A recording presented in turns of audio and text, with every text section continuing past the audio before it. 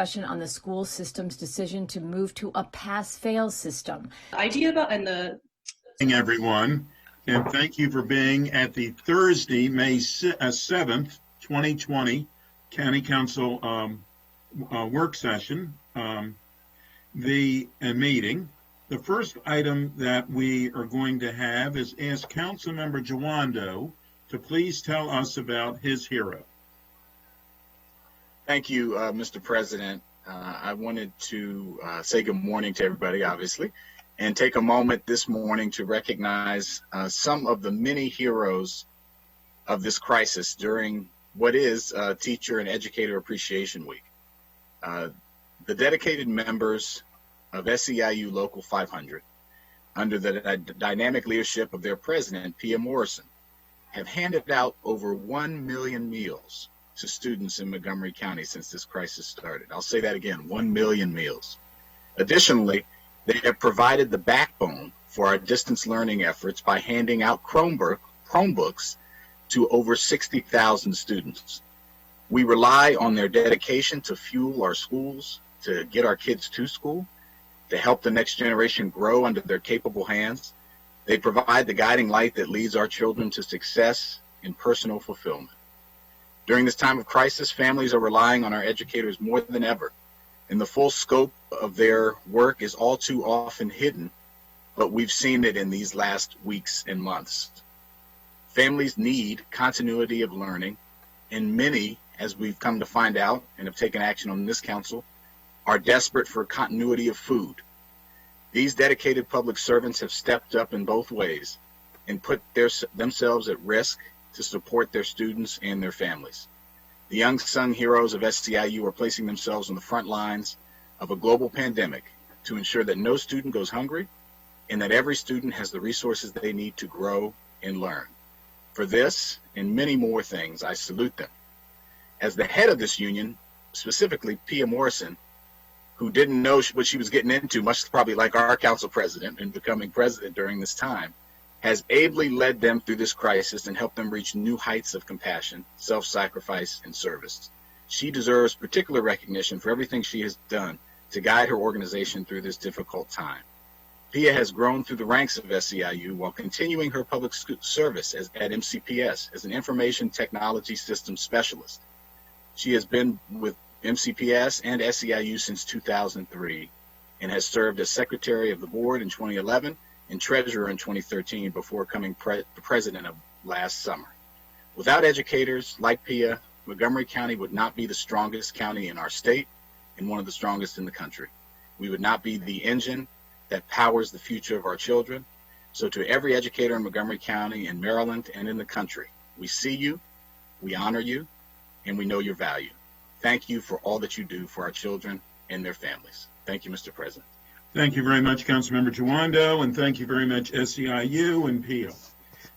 Madam Clerk, do we have any changes to our agenda? Yes, good morning, President Katz and council members. We have one addition to the consent calendar. Point 5, action, resolution amending FY20 operating budget resolution 19-128, section G, FY20 designation of entities for non-competitive award status, Healthcare Initiative Foundation, and Montgomery County Food Council, Inc. That is all, President Katz. Thank you very much. We need a motion to approve our consent calendar. So moved. It was moved by Councilmember Raymer, seconded by Councilmember Rice. All those in favor, please raise your hand. And that is unanimous as we speak. Okay. Next, we're going to go right into our work session for the FY21 operating budget. The first item is Montgomery County Public Schools, and that will be Councilmember Rice leading that off. Well, thank you very much, Mr. President. And we are joined this morning by our president of the Montgomery County Public Schools Board of Education, Shebra Evans, Dr. Jack Smith, who is our superintendent of schools. You heard from Dr. Monifa McKnight, our deputy superintendent of schools, Ms. Essie McGuire, our associate superintendent for operations, Dan Morella, who is the acting chief financial officer for Montgomery County Public Schools, Nanny Austin, budget manager for MCPS, Mr. Harris from our Office of Management and Budget for the county, are all here to participate in this very robust conversation surrounding our Montgomery County Public Schools. What I want to do is start off with where I was a few weeks ago when this council discussed about same services or continuity of services budget. And during that conversation, I had said that I had reached out to Dr. Jack Smith and told him then, when we were first under the grips of this pandemic, that as we were taking on the budget, I didn't see the light at the end of the tunnel just yet, and felt as though we might have to prepare ourselves for some sort of a budget that was a maintenance of effort budget. And being the chair of the Education and Culture Committee, being the son of a teacher and principal, being a person who cares passionately about education, that was painful. It's painful because as we sit through presentations like the Black and Brown Forum, as we hear from leaders in the NAACP and Identity and CASA and many others who talk about how there's a fight for equity in education that we have not achieved, we know that we cannot do it without those great strides that happen with a budget that incorporates new and innovative ways to make sure that we're expanding equity and access for all of our students. And so it's challenging because at the same time, as we know, we're facing a global pandemic that is disrupting the way of education as we know it. It is also exacerbating many of the challenges that we continue to see that continue to challenge a lot of folks in our community. And I can't forget about a lot of our children who have special needs and special accommodations, because they too are suffering as a result. Many of them who are used to one-on-one interaction with their instructors, their teachers, their support providers, don't have that any longer. And the parents of those children who had a bit of respite, who had an opportunity to be able to ensure that their child was in loving hands, but got a chance to step away from being a 24/7 caregiver, have been thrust back into that role. So as Councilmember Jawando said earlier in his remarks, we see you, we understand where all of you are as parents, as all of you are as advocates in our community. We understand that this is not the ideal situation for us, but it's one that we have to make a very tough decision about what it is that we need to do to move forward to ensure that we're building on that equity and access in a different way. I've had multiple conversations with Dr. Smith and Dr. McKnight about the future of education here in Montgomery County.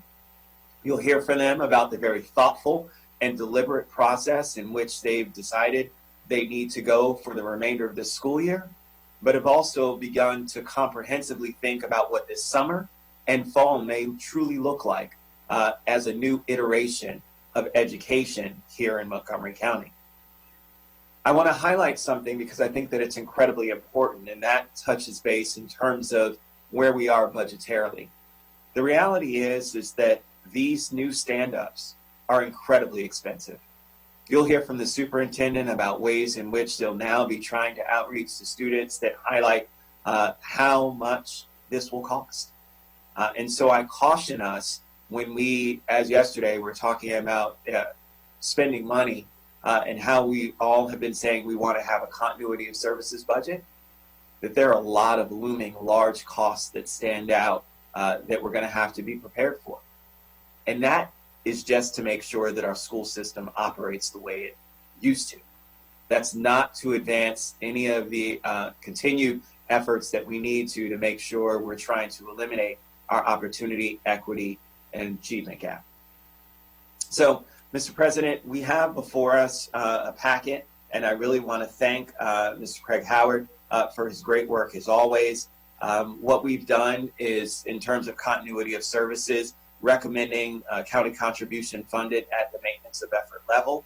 There are some other puts and takes that are there from non-tax supported There are some specialized programs that are incorporated as well in terms of continuity of service, programs like our Montgomery Can Code initiative and others that are out there. And when we get to those very specific points, we'll talk about and highlight those. The reality is, and I just want to make sure that all of my colleagues understand, we're going to need to come back to this. While we're doing this budget right now, I have no idea. The superintendent has no idea.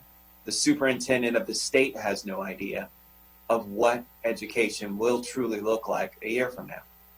And so it's going to be very difficult for us to really pass a budget today that actually responds to what those needs will be. But I will tell you, it's going to be more expensive.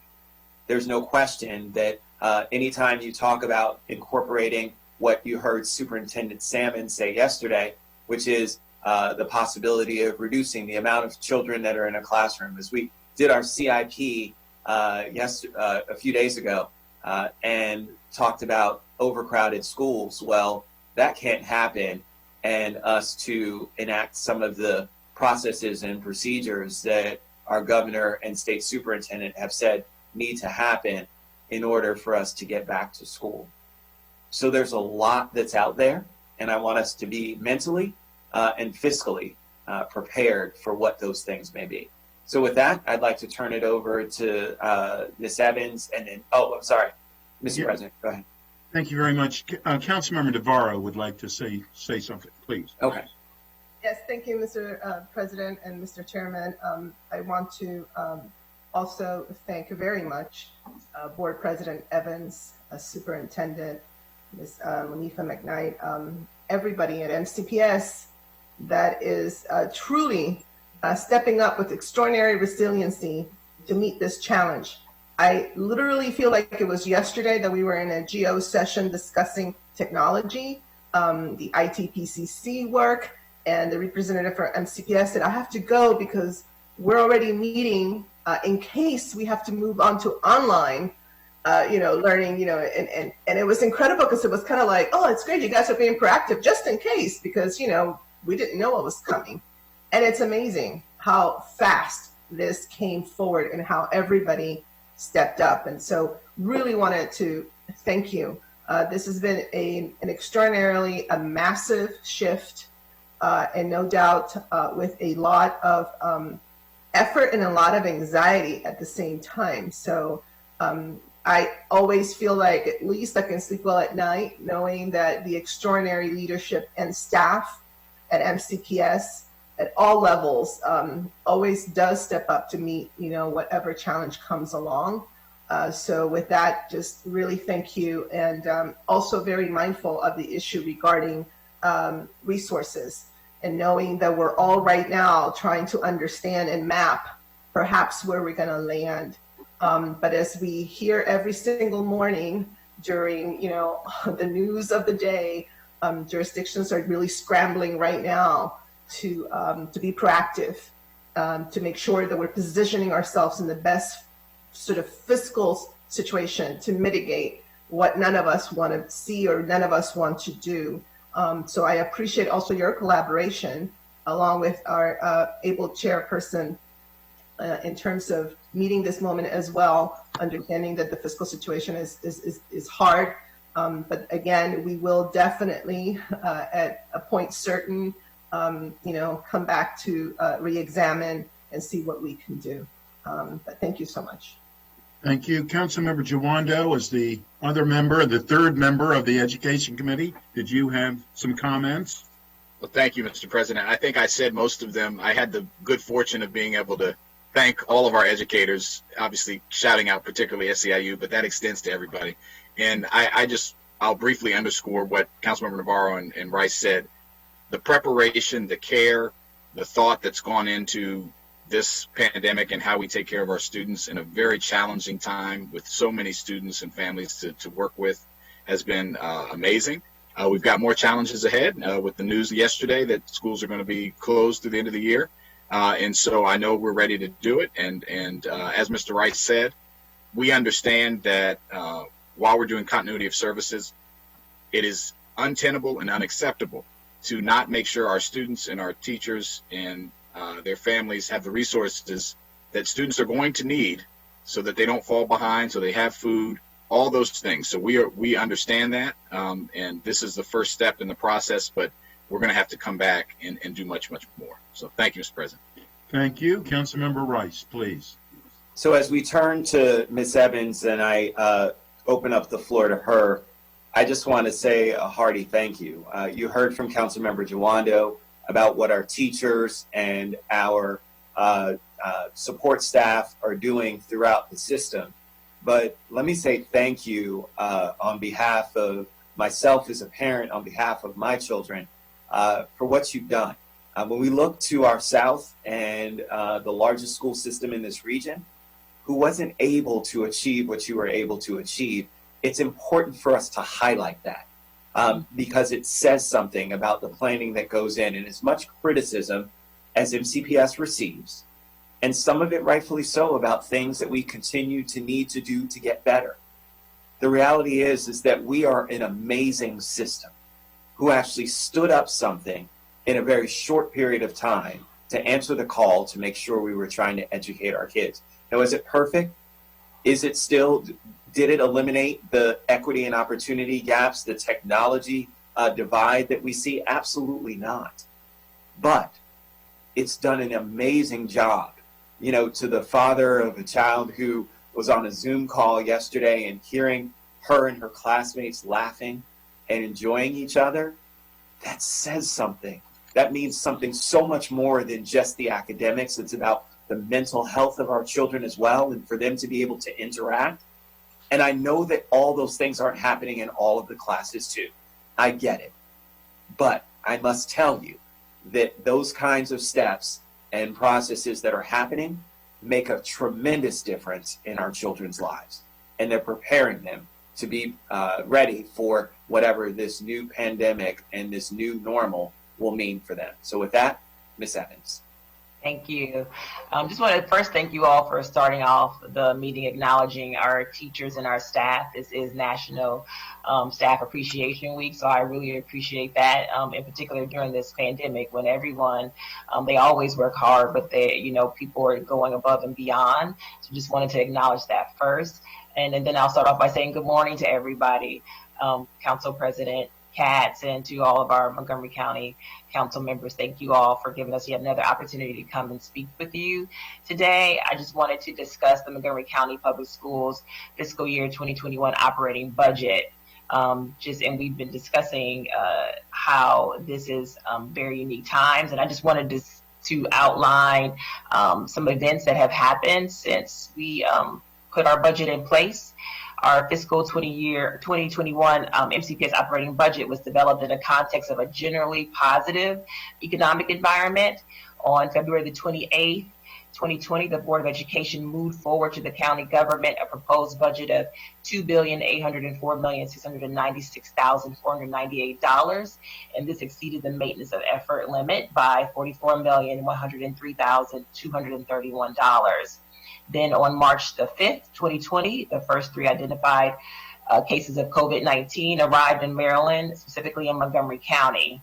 The following week, on March the 12th, the governor and the state superintendent of schools directed all the schools to close under a 2-week emergency closure from March 16th through the March 27th to combat the spread of the COVID-19. And then on March 25th, Governor Larry Hogan and the state superintendent once again announced that our schools would remain closed until April the 24th. And then on April the 17th, the closure of the schools was extended until May 15, 2020. And as it was stated earlier by Council Member Jawando yesterday on May the 6th, it was announced that schools will remain closed for the remainder of this school year. So the pandemic has really been felt across all of our households in the county. And while we believe the closure is the prudent thing to do, it has created tremendous uncertainty for all of our students, staff, and families. We have all worked together to adjust to this new normal in our school system and in our community. And we're just really proud of the response.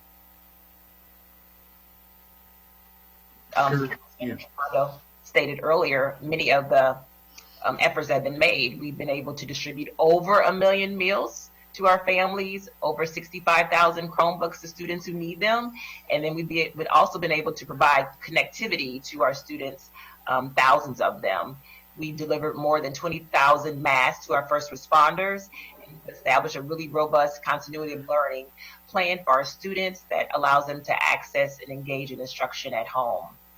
The COVID-19 pandemic has really changed a lot around this world, but what has remained constant is Montgomery County Public Schools' commitment to excellence and equity.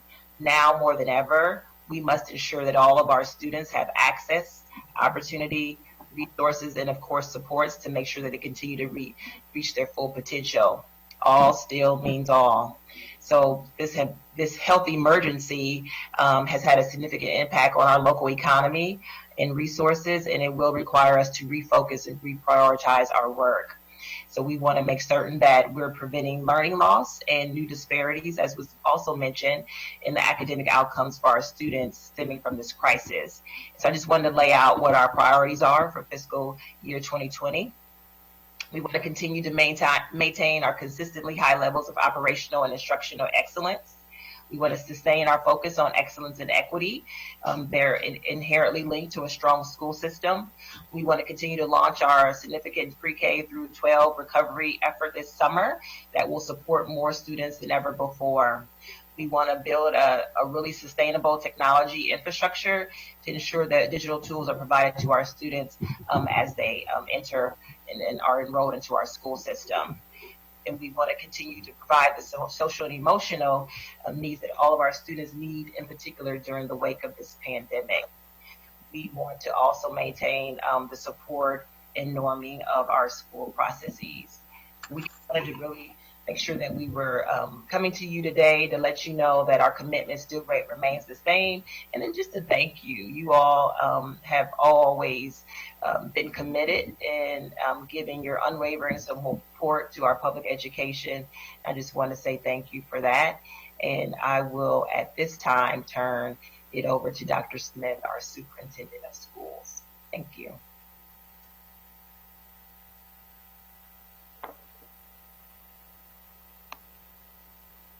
Dr. Smith? Thank you. Thank you, Ms. Evans. I want to start also, I think sometimes people are cynical about saying thank you, but I think it's absolutely incumbent always to express appreciation for unwavering support for students across our system. And in my 4 years in Montgomery County, I have found that to be true. There's a long history of that here. And so I would say to the Education and Culture Committee and you as chair of that, Mr. Rice, as well as all of the county council members I've had the opportunity to work with, and certainly this group for your support of students.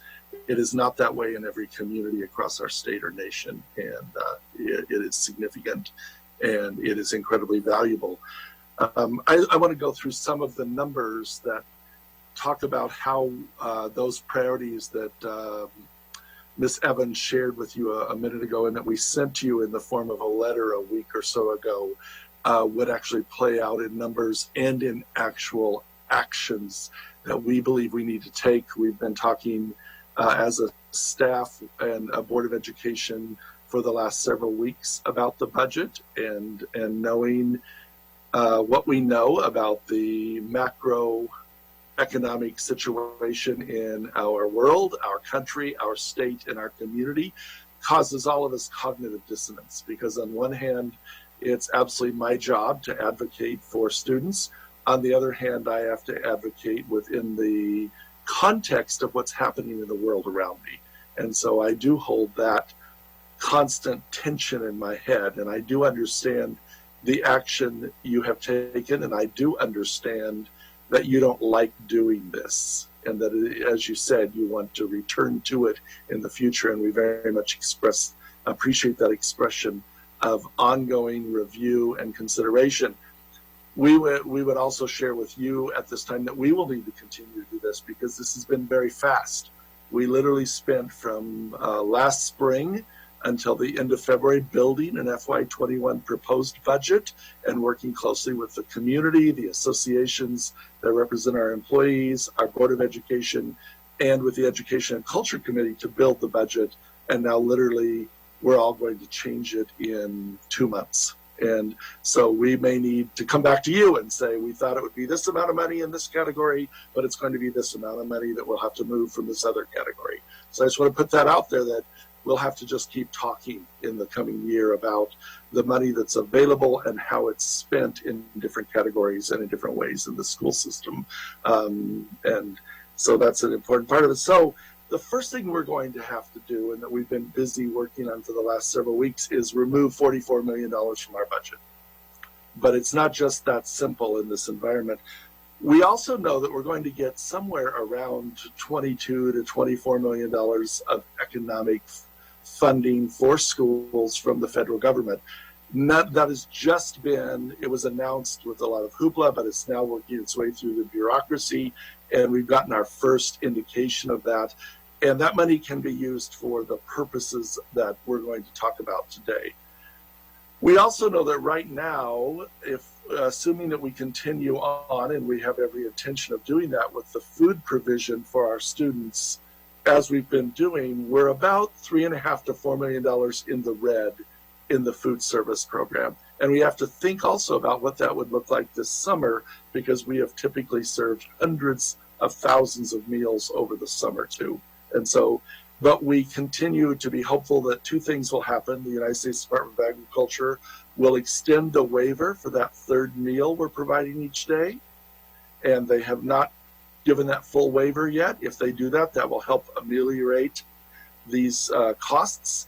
And the second thing we hope for is that the governor and the state superintendent would see fit to use federal emergency management and Maryland emergency management funding that will be coming through on the provision of meals, and especially the way we're providing them both remotely and at 50 plus sites across the county. So we're going to set that deficit in food and nutrition services aside and not consider it as part of the operating budget, because it's not. But I think I just want to make sure you have the context for how that's going out, and I certainly in no way mean to imply or suggest that I think it's a bad thing. It's a good thing, actually, that we're providing meals as much and as often as we can to our students from age 2 to age 18 or 19 or 20 if they're still enrolled in the school system, which they can be.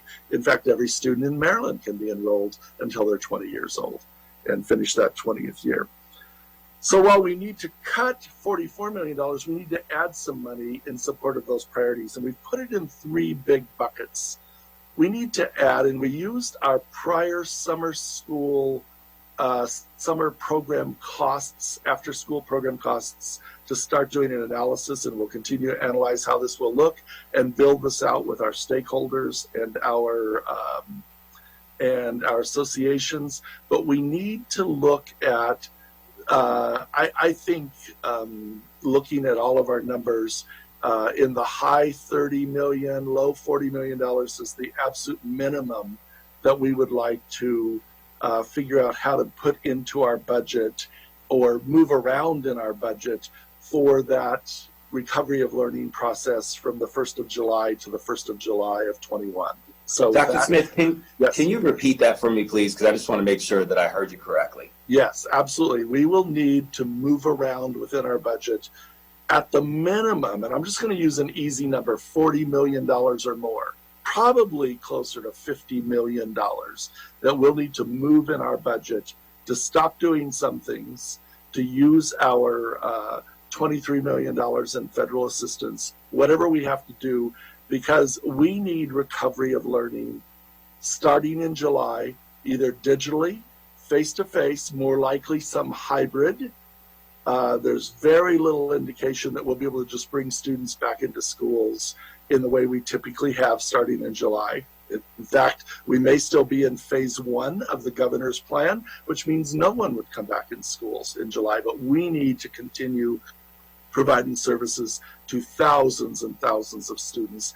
And as we think about Montgomery County, every single student based on this circumstance is at risk, but the variability, the range of that risk continues to affect our students in poverty and our students of color, our students who are learning language, and our students receiving special education services the most. So the variability hasn't gone away. In fact, if anything, it's increased, but all students are going to need different levels of support. And I've heard from many, many families talking to me about that. So let's just say $40 million is kind of going to be the minimum we'll want to put toward that summer, after school, and Saturdays next year, and providing that support for students in small groups, in programs, in different ways. The second big bucket is around professional learning. We are a face-to-face organization. I have to say, sometimes I laugh, sometimes I get frustrated, and sometimes I just want to throw up my hands and walk away when I get emails from people who say, I can't believe you couldn't do this better. And I don't say that because we should always be trying to get better, but the fact is, we're a face-to-face business that uses digital tools in classrooms, in hallways, in cafeterias, and some students, some courses, some grade levels use them at home. Some don't. If you think about pre-K through third grade, much less digital work there than typically in an advanced placement course in high school for students. And suddenly every grade level, every student, every subject area has been thrust into a digital world. I was sharing with my wife one day when I got a particularly nasty email, and I said, this is like we're building a 20-story building down on the corner in Rockville, and suddenly someone walks in and says, everyone take all their tools home, continue working on building this building, and then we'll come by and pick up the parts and put the building together. We are a face-to-face organization that has shifted to a digital world. I'm hopeful it will go back to a hybrid world this summer and in the fall, but I can't guarantee that because, as Mr. Rice said so well, we don't know. So we think at least $25 million more will be needed for professional learning for our teachers to really engage and understand deeply at every level how to do this using synchronous, face-to-face like we're doing now, asynchronous when it's time delayed, continue to use email, continue to use telephones, continue to use hard paper packets of material when necessary. All of those things that we're going to have to become very, very adept at doing. And if I had one thing that I could go back and do, if they only gave me one thing I could go back and do, each of the last 4 years I would have called a digital distance learning day and said that every student has to be able to sign in from home, and let's figure this out. A silver lining here is I cannot imagine a world where somebody's going to say to me, you have to make up a snow day in the future. I think that's some good news. We'll be able to figure those things out and do them very efficiently in the future. So $25 million more for professional learning, and then we need to, and I haven't heard what you are thinking about Tech Mod yet, but assuming Tech Mod stays reasonably as it is in this budget packet, then we're going to need to add about another $20 million on a technology infrastructure. There is no excuse, and I literally, as a 40-year educator, am embarrassed sitting here saying this to you, but this did occur to me, and I'm going to share it with you because I think we should all be a little uneasy, especially me as the leader of an educational institution, about this. In the year 2000, we sent home textbooks with every student. Remember, cell phones were just emerging. People were just starting to see a little phone that wasn't as big as a shoebox. And we sent those textbooks home with every student. We sent workbooks. It didn't matter your race, your culture, your language. It didn't matter your income or the neighborhood you lived in. Everybody got the textbooks. We never would have sent home 6 textbooks with one child that were all brand new, 4 with another child, 3 old ones with a 4th child, 1/2 of a textbook with another student, and no textbooks at all, so a student had to go down the hall and borrow one in their apartment building, and in some neighborhoods, no textbooks that they could even find. Yet digitally, that's precisely what we've been doing for the last 15 years, is sending home very uneven resources with our children, and knowing that they go home to uneven resources, we have to have a digital infrastructure that we can replace year after year, and that we have to look at that tablet, that Chromebook, that iPad, whatever it is, as essential to every student. A middle-class family should not have 3 children in the school system, 2 parents working from home right now, sharing 2 devices and being constantly frustrated in their family. We have to give all of our students the best tools we can in their home, and connectivity has to be part of that. And part of what I'm describing to you in this next year is how we're going to build that out. We were on the phone last night for quite a long time with our Teachers Association talking about these very things. How do we continue building that out so that when school starts in August, we have a system that does not require the heroics that Mr. Jawando talked about so well, of so many people to make sure that we're getting things into people's homes and hands right now.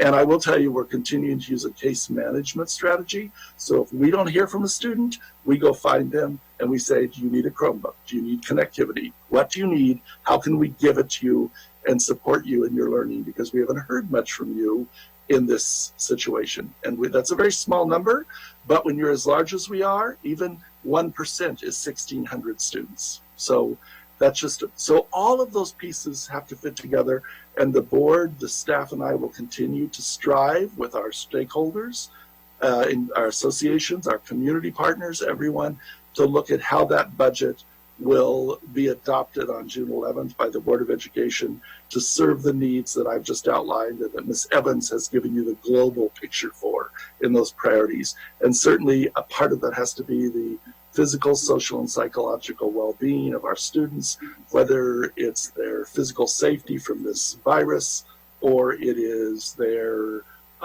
underlying health condition where they cannot return to a school building until we're well into a new era of vaccinations and protective circumstances. We have to, as well as our staff in those ways, we have to think about all of those things. So I know I've talked for a long time. I'm sorry for that.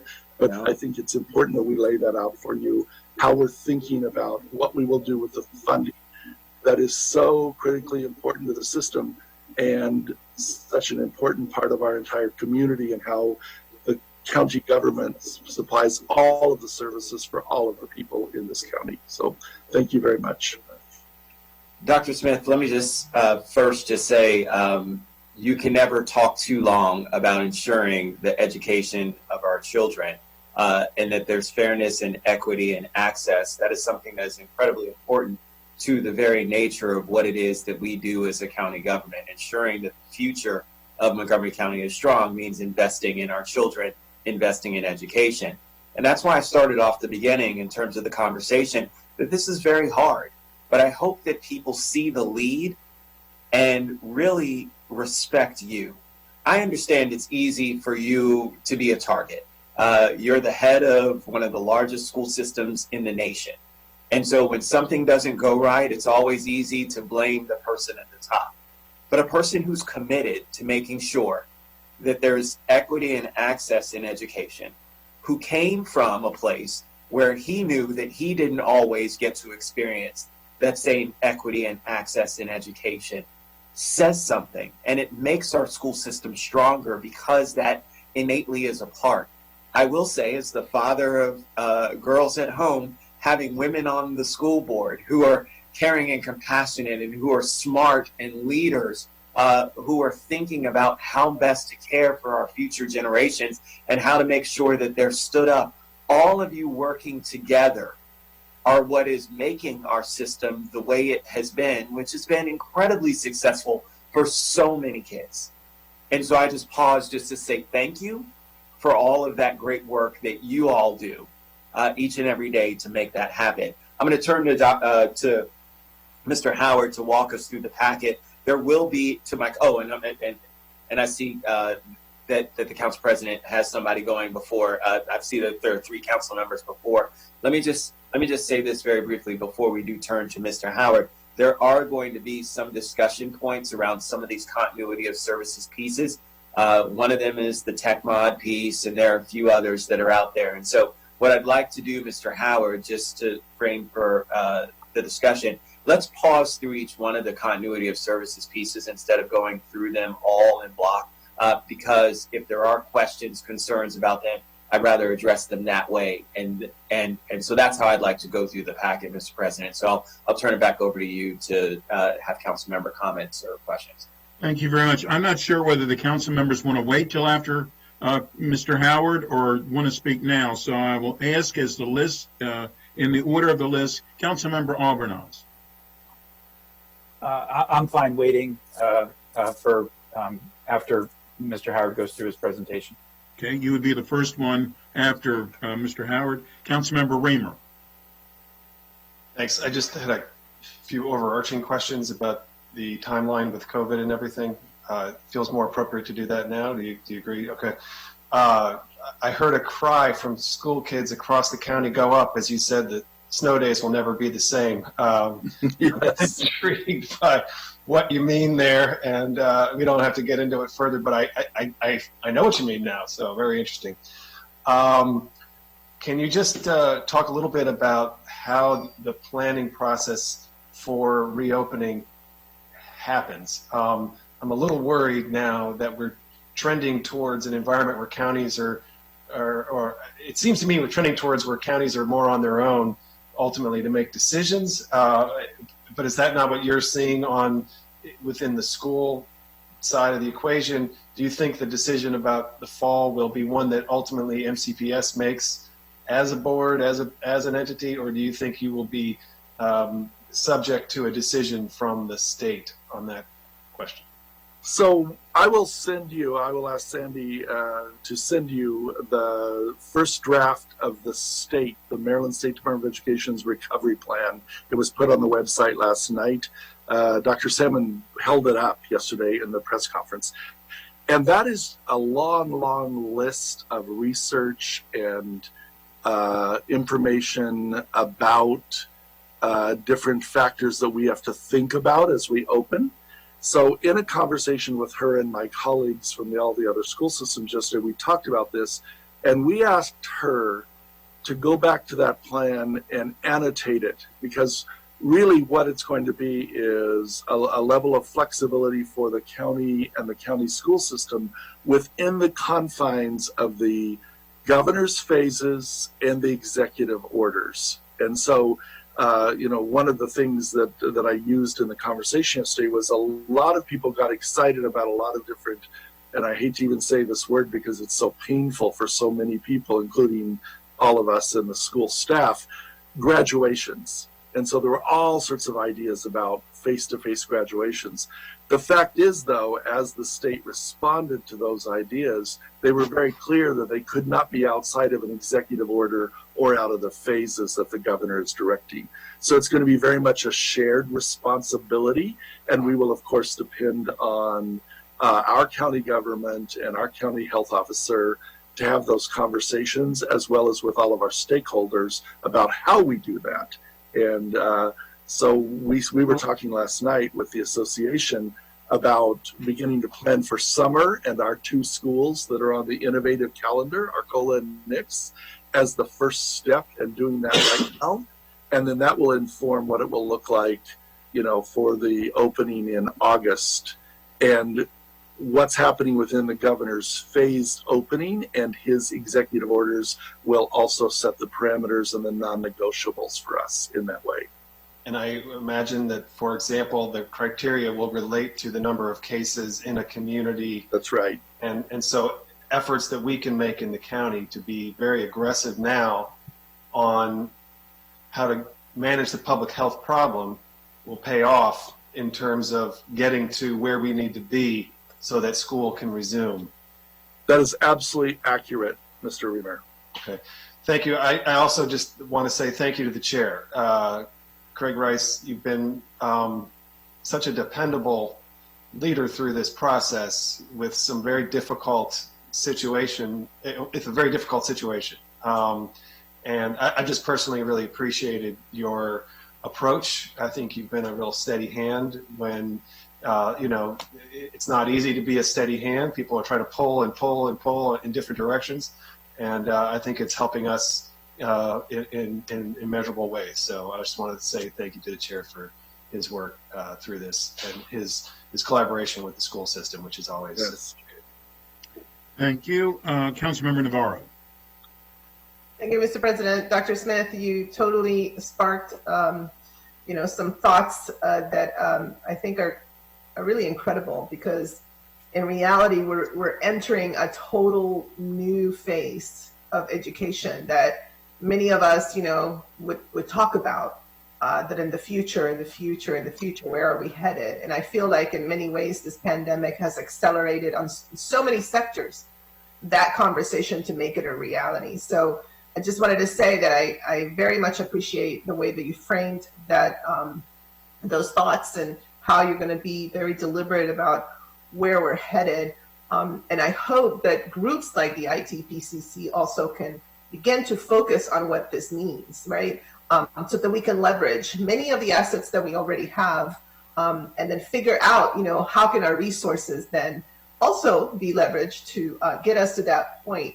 But it is, from my perspective, it's kind of extraordinary to be living through this moment that is redefining completely many, many things that I don't believe are ever going to go back to the way we used to do them. And this issue of education just seems amazing. And at the same time, I feel like, it can go two ways, right? It can either truly address many of the things that we have talked for so long and worked so hard to deal with, the disproportionality, the gaps in education, the racial equity and social justice. So this could be a moment to really boost and address many of those areas once and for all, or it can go the other way.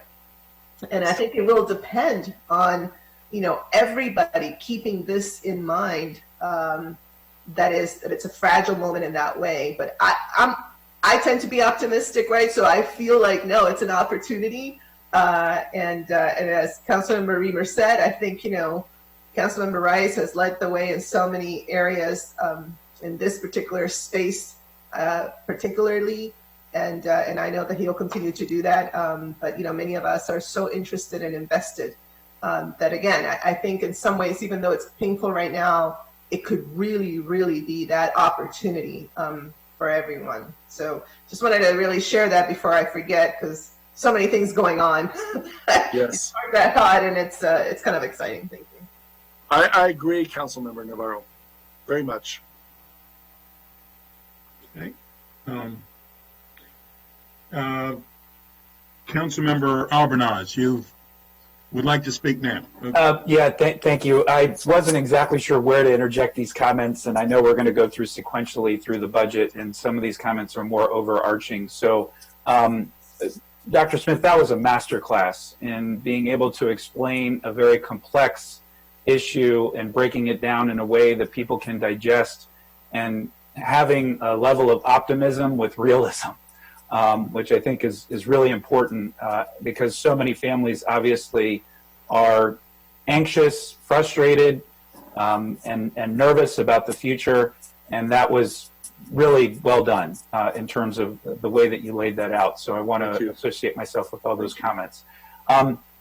As the chair of HHS, and I know all of my colleagues share the same concerns, the mental health aspects of the students, but also of the faculty and staff are especially concerning to me. My wife is an educator, and I know how impossible it is for her to be able to teach a class with our 4 kids at home running in and out of the screen, and her not really being able to lesson plan in the way that she would like to, and the stress that has caused her. And she teaches 1 class, and I can't imagine those teachers that have to teach multiple classes. And as you develop those buckets, I know that you mentioned mental health and the social emotional well-being of the students being paramount, because we don't know how some students are processing this, and some will process it better than others. And in the same way, it was difficult to teach classes with students coming in not knowing what their family situations are, and all those struggles with food security and many other issues that they bring into the classroom are going to be compounded now. And so how do we and you don't have to answer this right now, but I know that we will be looking at not just preparing teachers and faculty and staff in this new technology and learning platform, but the unique social and emotional well-being of the children, and preparing teachers to put themselves in the best position to address those issues is also obviously going to be very important, and a very difficult thing for us to be able to move forward. And I know will require additional resources. And this council has been pushing hard for a school health nurse program to get to a level where we have those school health nurses. And I know we've also been pushing hard for more social workers and counselors. Yes. That's going to be needed now more than ever, but also for the faculty and staff as a resource for them to be able to prepare for their own lives and the adjustments that are going to have to be made. So wanted to make those overarching comments, and then I will have questions specifically regarding each of the budget allocation items, but wanted to mention that in an overarching term. Thank you. Thank you. Thank you. Craig Howard, please. Craig Rice wants Craig Howard to go next, please. Yep. Thank you. I'm reminded once again why you don't want to speak after Dr. Smith and Ms. Evans, because it's such a good job laying out all the information. So in terms of the staff recommendation and the continuity of services budget, on the first page, there's a whole lot of numbers that go through the board's request, the executive's recommendation, and then the staff recommendation under continuity of services. The key information, as has been discussed, is that the staff recommendation is at the minimum required MOE level, which is $40.7 million below the executive's recommendation and about $44 million below the board's request. There are a couple puts and takes in the tax-supported and non-tax-supported pieces that are not part of the county contribution that I'll go through here in just a second. The item that's not included in continuity of service, of course, is the funding above maintenance of effort level, and the executive had proposed to fund this with the supplementary school funding property tax increase. In terms of what is included in continuity of services, there is $25 million above the FY20 county contribution level. This is based on the MOE formula and enrollment increases. The budget does include state aid of $798.3 million, which is an increase of $38.4 million from FY20. Most of this increase is from the foundation program, and a smaller portion, about $3 million, is from the blueprint for Maryland's future legislation. In total, MCPS will receive about $27 million in blueprint funding in FY21, which is divided between the tax-supported fund and the non-tax-supported grant fund, because that's how the state has set up some of those dollars. And of course, if this were a normal budget year, we'd probably have several pages and a huge discussion of what's happening with Kerwin. But that will be, depending on what the governor does today, that's something that the council will have in the future. The non-tax supported funds do increase by $26.9 million over FY20, and there are two adjustments that I wanted to note since the board's request. The first is a reduction of $5.8 million to reflect the school bus camera revenue sharing agreement. This reduction was included in the executive's recommendation, and what this means is prior to this year, we were still sending all of the school bus camera money revenue to MCPS for reimbursement to the vendor. But now that we've reached the break-even point, the money, only 60% of the money is going to the vendor now, so we have to send less to MCPS to the vendor. So this is more of an accounting issue than a reduction in revenue received from the bus camera program, because we have to give less to the vendor. And then we did receive $1.3 million in net increases for federal IDEA and infants and toddlers grants that occurred after publication of the executive's budget. And there is a technical adjustments of about $600,000 in less non-local revenue that MCPS anticipates to receive. So I will pause. Mr. Howard, yeah, if we could pause there, that would be great to allow for folks, if they have questions or comments about those first couple of items, any questions about state aid, any questions about the non-tax supported funds. If we could have questions for that, I'll turn it over to you, Mr. President, if there are folks who have questions about those particular topics. Well, let me turn to Councilmember Albornoz and Vice President Hucker, who are on the list right now. Councilmember Albornoz, please. I'm okay on this section. Thank you, Mr. President. Councilmember Vice President Hucker. Sure. Let me see what's relevant to this section. Dr. Smith and Shebra, I know we're all very sorry also. You're directly affected by lots of MCPS parents, or I shouldn't say lots, but so many families that are affected by COVID right now. And I know there's been parents at Blair alone in my neighborhood, and it just must be devastating if you're even closer to them. And I know we're also very sorry for that. Craig, we had mentioned the $23 million in gear dollars from the CARES Act. How much more? I know that's what you're assuming now.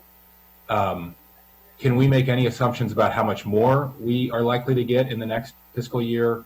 And also, it has to be applied, my understanding is, to COVID-related expenses. Dr. Smith, are all the activities you talked about, expenditures that you talked about, eligible? Yes, all of the things I discussed would be eligible under the CARES money, and that's all school stabilization funding, so it's going to come directly through MSD to schools. There is a smaller amount of money that goes to the governor that school systems will be able to apply for through competitive grants, but that's going to be a small amount, and we'll be competing with every other school system in the state for that money. So it's not going to be a significant amount, but we will apply for every single thing we can apply for. Sure. Any idea how much more you think we might be able to anticipate beyond the $23 million?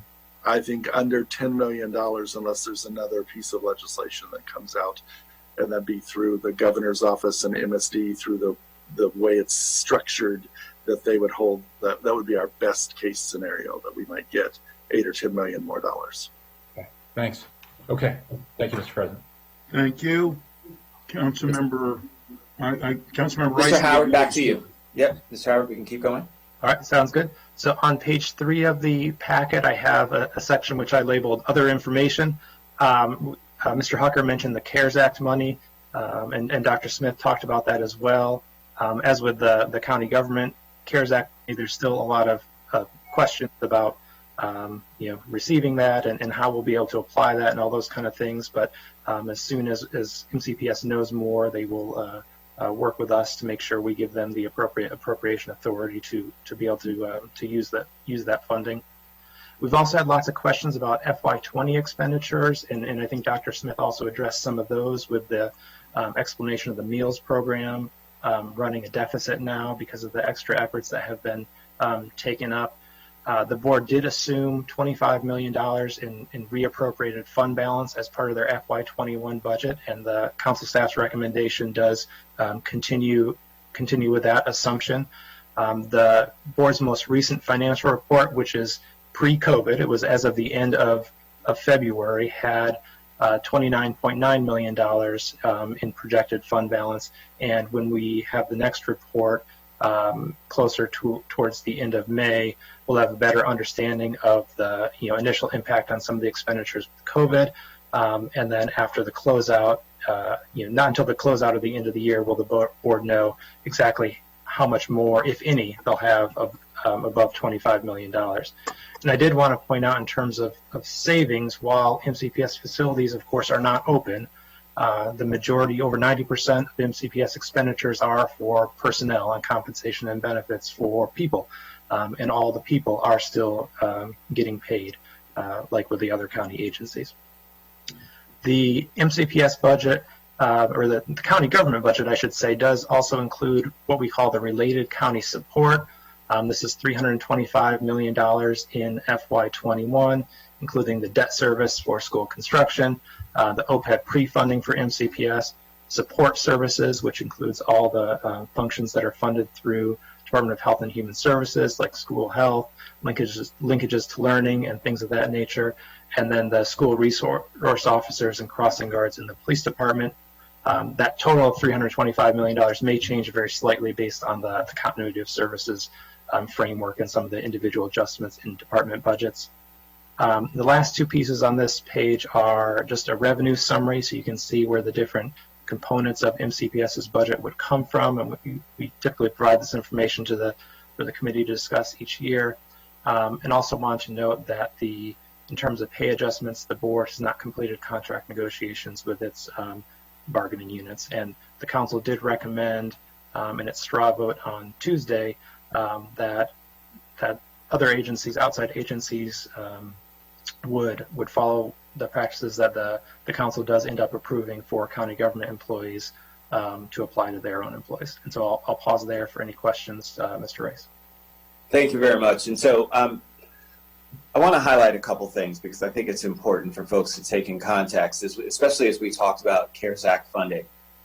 If we look at what the county executive sent over, which was $40.7 million above maintenance of effort, and then you take into account the expenditures that Dr. Smith is talking about that they've already undergone, plus additional expenditures that they will undergo that they're projecting in the neighborhood of $30 to $50 million, somewhere in there. That's an overall hit to Montgomery County Public Schools of $80 to $100 million.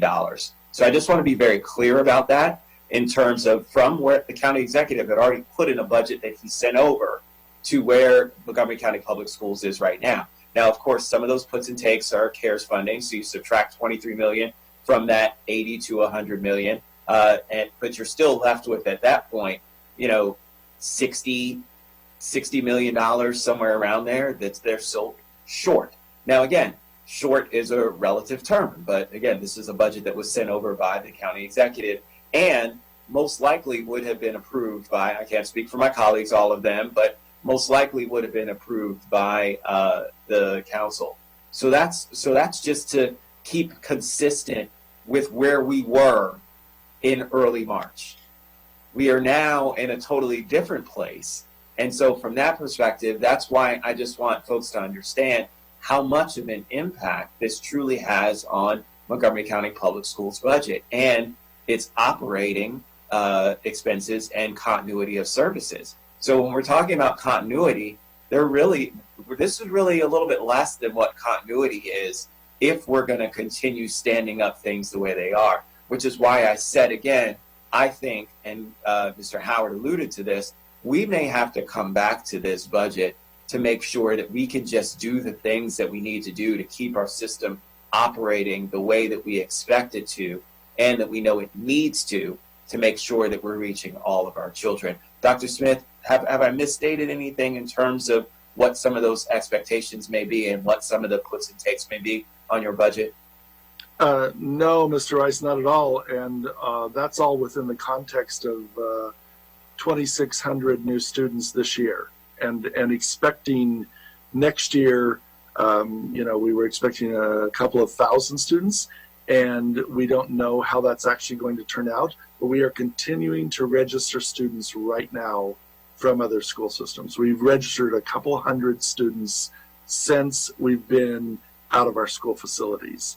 And we're registering pre-K and K. And I think if there's anywhere we have to stretch and really just do everything we possibly can, it's for our pre-K expansion. That it just simply must go forward. Well, thank you for that, Mr. President. I'll turn it over to colleagues to ask questions about the items on this page. Thank you. Councilmember Albornoz.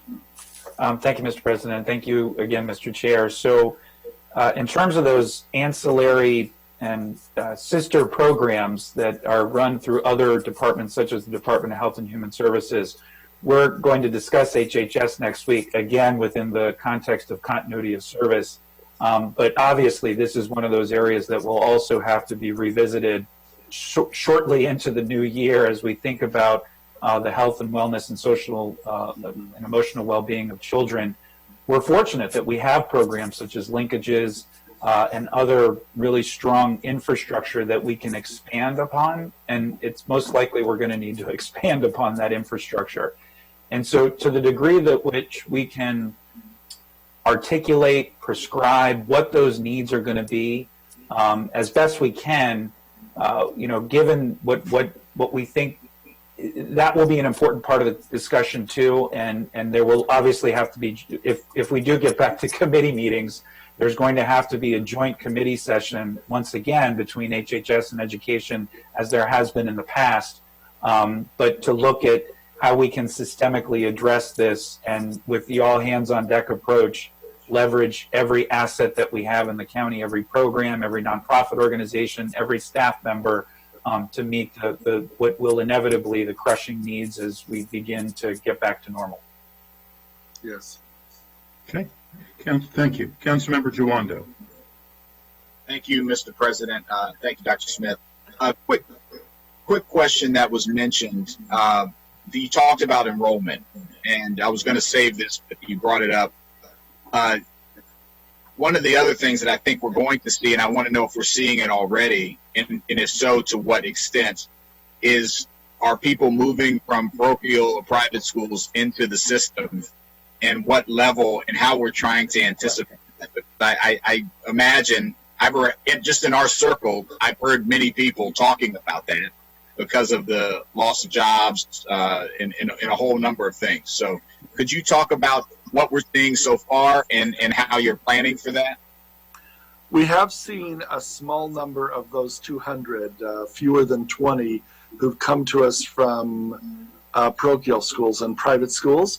But just to frame it quickly, if you look at 2007, when we had about 25,000 fewer students in the public school system, this county had 40,000 students in private schools of some sort.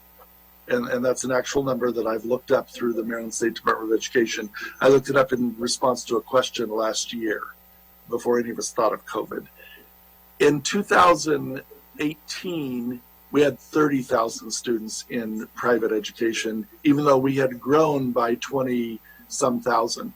So we've been talking and planning for not only an influx of individuals moving into the county from other parts of the state and nation, but also people moving into our school system from private education, whatever version they're involved in right now in the county, into public education because of the economic impact of this circumstance. I think it's a very good point. Thank you for pointing it out, Mr. Jawando. Thank you. And then the other question I had was related to fund balance, and I heard something related. I know you were saying that you're trying to figure out, you finally are going to get the 23 million from the CARES, the federal government. Where does your fund balance sit right now, and how is that? What's that looking like? I know there was some ambiguity around it. So we have about, as Mr. Howard said, on the books we show just under $30 million going forward with all of our best estimates of what's going to happen. It may slightly, bless you, or it may increase slightly, but we're not going to see a significant shift in fund balance. 25 million of that, of course, is already committed as part of the FY21 budget. And that started 3 years ago when the county executive wrote to us in November and said, tax revenues are down, we need you to save $25 million. So this is our third year of doing that. That additional money is typically held $3 or $4 million a year since I've been here in abeyance. We don't ask for the right to spend it. It just sits there and it becomes part of our fund balance the next year that we forward fund our budget with. So we're using this year's money to fund next year's budget. I also think there may be some solutions here with fund balance. Any money we save on utilities or transportation in this last 25% of the year around our deficit in food and nutrition services. So we may need to come back to you and say, we need to spend some of this money in this way now. And then if the Federal Emergency Management Agency or the State Emergency Management Agency comes through with support for that, then that money would come back next year at some time. But those are always months, even years behind when we actually get those funds. So you're not looking at a huge amount of money, but it may serve a good purpose as stopgap funding, especially in the area of food and nutrition services. You anticipated my next question was going to be how you might use it. So thank you very much. Thank you. I think that's our best option right now, given what I know today, which could change tonight. Everything. Dr. Smith, I did want to address one part of that I think is important for us to think about as well. Typically, when we have summer meals, if my memory serves correct, it's somewhere in the teens in terms of number of locations that we provide food for students. Is that correct? Yes. I think it Okay. was 18 last summer. Yeah. Now, currently, we have how many sites that we're distributing food? We have over 50. We have 7 or 8 mobile sites and 40 some stationary sites. So triple the number, and I would assume that the anticipation is that we would not remove some of those sites that were already serving folks in the summertime, as folks have come to expect to have food at those places. And you don't have to answer now. I know this is a part of your future planning, but taking that into consideration, that will certainly be something that will draw down on your availability of funds when it comes to supporting the meals as well as the staff that are required. And that's the biggest, I know one of the biggest parts of it as well. Plus, there's no conversation about summer meals being covered by USDA, is there? Typically, they cover summer meals for those environments where the level of poverty is more than 50%. They have not waived that as of this time, which is part of our deficit, because they don't provide the third meal a day. So those things are in question, and certainly as long as we're in phase 1 and stay-at-home executive order environment, then the meals provision is so critical for our most vulnerable families. Excellent. Thank you, Mr. Thank President. you. I did want to, first of all, I have a question as well, but I did want to make a note that Dr. Gales will be here at 11 o'clock. We will finish MCPS before we go to Dr. Gales, but we will go to Dr. Gales as soon as we're finished MCPS. And of course, then we'll have to come back to the other items on our operating budget. We have a 1 o'clock. I wanted everyone to remember we have a 1 o'clock. We go to recess, and then we'll have to come back by 1 o'clock because we have a 3 o'clock bi-county meeting. So more than likely, for those who are listening, more than likely, not my colleagues, I meant other people. Those are my colleagues. Half of them are listening. But more than likely, we will have to have a recess to go to the bi-county meeting, then come back to, I see some head shaking, then come back after the bi-county meeting. So we're going to have a hard stop at 3 o'clock because that's another Zoom call. Dr. Smith, I did want to ask you about the private schools, however. Do you have a breakdown on how many would be elementary versus secondary? I mean, in many cases, the elementary or parochial schools or whatever, but the secondary would be someone that's paying additional tuition. Do you have any breakdown on that? We could pull that information and send it to the county council. That would be interesting. Yeah. I mean, just absolutely the number of schools. Yep, the grade especially because of to Councilmember Jawando's point of the some people having lack of employment and whatnot, and therefore can't afford the tuition. Right. Councilmember Navarro, please.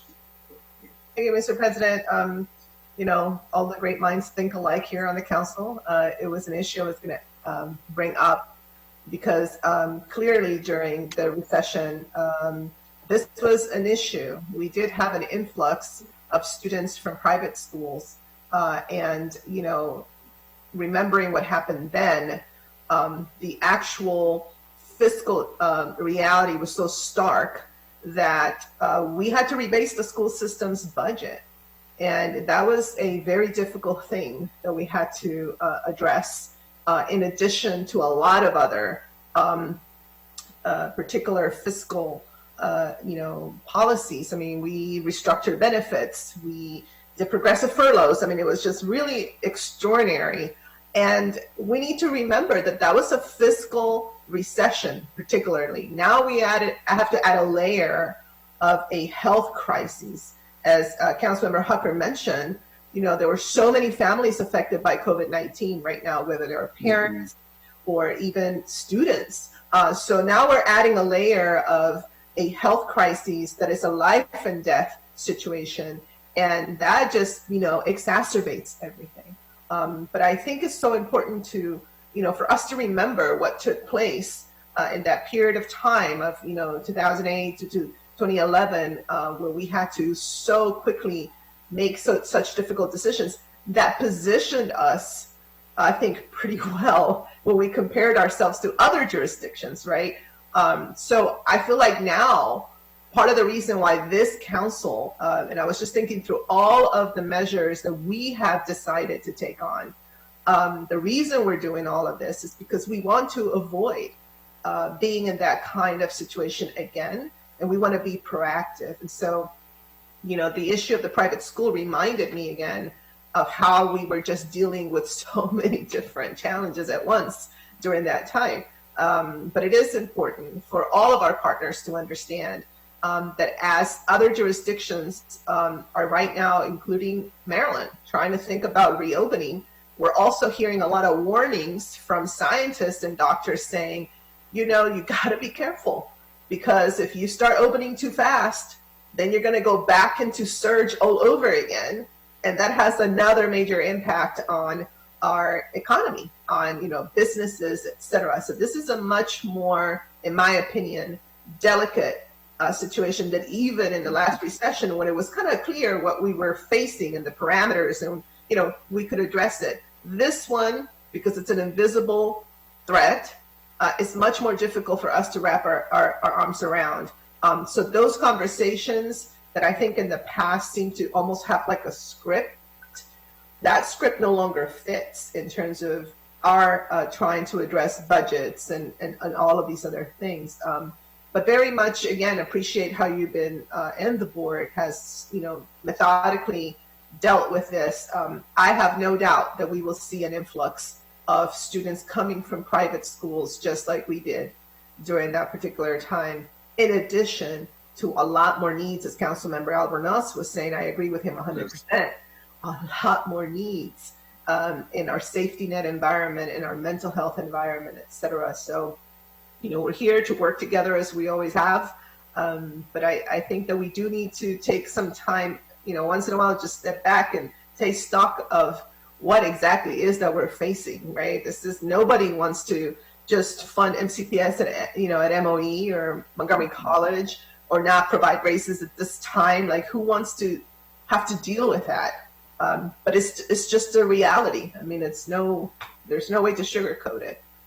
So again, just really appreciate everything that you're doing. Thank you. Vice President Hucker. Thank you, Mr. President. I echo everything that's been said. Dr. Smith and Shepard were very, I'm very grateful, as well as all my colleagues are, and appreciate your approach to this incredibly challenging circumstance. Before we run out of time, I just wanted to get back to, and maybe this is a question for Craig Howard or you, but are you saving any money on maintenance of buildings now, or are those contracts with maintenance companies that aren't affected? We're actually trying to do some of the maintenance that we would typically do during the summer, because that's not been prohibited under the executive orders. And so we're trying to catch up on our maintenance. So I don't think there will be any significant savings in the area of maintenance. There is some in the area of building services right now, although it's being offset. The cleaning of buildings is being offset because of the large number of people that are involved in the provision of food on school days. And many, as Mr. Jawando said, of the people who would be typically maintaining the environments of our schools are now spending part of each school day working through the providing of food at all of these sites. After our food and nutrition service people prepare that food, then it has to be transported and handed out, if you will. Thank you. And then, is there an estimate? I just didn't see any estimated savings yet in FY20 on the 1,300 buses you're not driving every day. Well, we actually are driving some of them for that food provision, but most of them are not being driven. You're right. And that's a little over $1 million that we estimate will be saved in that area. Got it. Okay. And then last one was utility savings. I see in the chart, $40 million was the expenditure in FY19, $43 million budgeted in 20 and 43 million is your current in 20, I would have thought that you would have seen some savings already, but maybe, I don't know if that needs to be updated or not. We think we will see some savings, some small savings in utilities. But like right now, as we're scheduled mid-May to shift over to air conditioning, and we still do that because we want to make sure that we do everything in the mold prevention area. And we cannot afford even to have a 70-degree day that's raining where we're not operating with ventilation systems, because that is such a strong part of preventing any sort of mold outbreak. Even at the regular temperature, you would, if there were students in the building? If there are students in the building, we would have the temperature slightly lower with air conditioning, but we still have to have it on, because just like when we leave our home for 2 weeks during the summer, we don't turn the HVAC system off, we just set it a little higher. Right. And then last thing related is, I mean, you and I, we've talked about adoption of solar at MCPS for years, and when we started talking, it was the utility bill was, I think, $38 million a year. Now it's higher. We have an opportunity to have, more arrays on buildings that aren't using energy, and while I think that always made sense, now you'd have an opportunity for even greater gap between net metered energy that you'd be generating and buildings that aren't using it. So, I think it even makes more sense under the constrained fiscal environment. And I'm glad Seth is in that position now and seems more open to yes. that. And I hope you got a lot on your plate, but I hope you could keep an eye on that as well, because I think moving forward, that's a real opportunity for savings.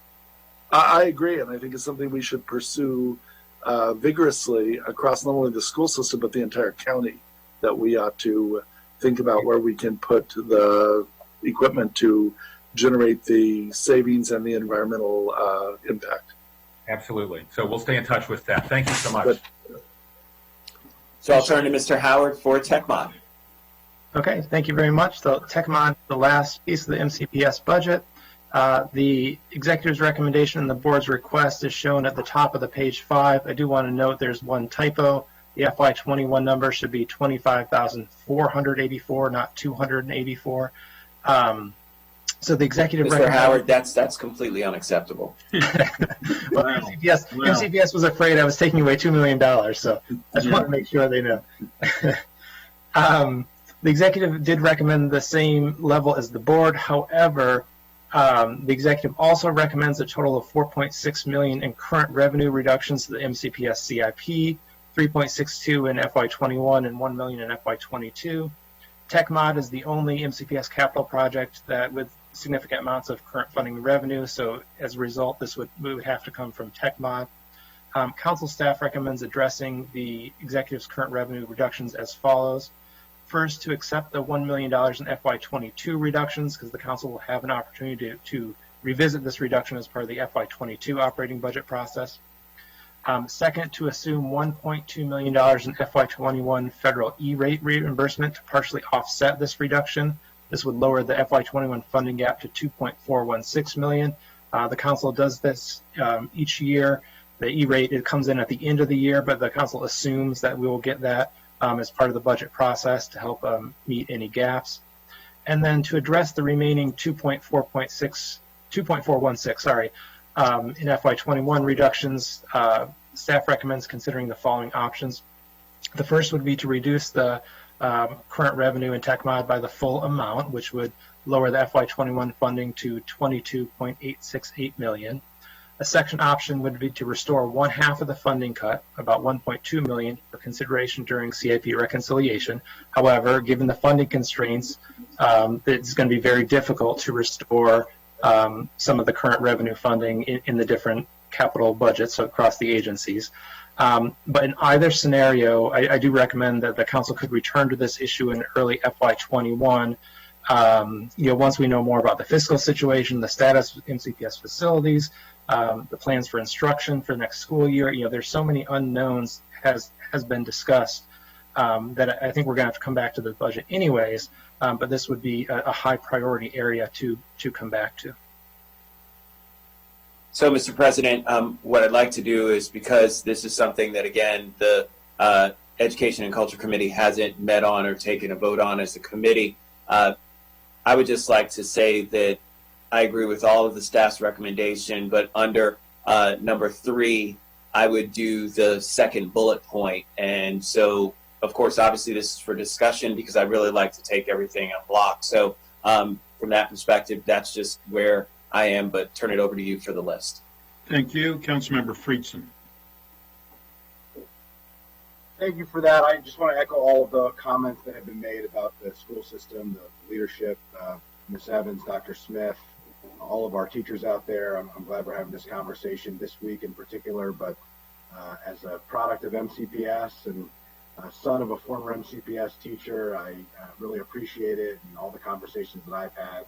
I think parents across the county realize just how challenging the job of an educator is. Not that the job of a parent is very easy at all, but when you have to do both, those are 2 nearly impossible jobs multiplied by a very difficult, challenging, and stressful situation. So thanks for everything that you are doing. And thank you, I agree to the Craigs, I will say, Councilmember Rice and Mr. Howard, for all of your work. It's really helped me in particular as a relatively new council member these last 2 budget cycles to have both of you giving me guidance. So I really appreciate that as well. On this, I just had a couple questions. I think coming back to this in the summer makes sense. The question of what we do now is an important question.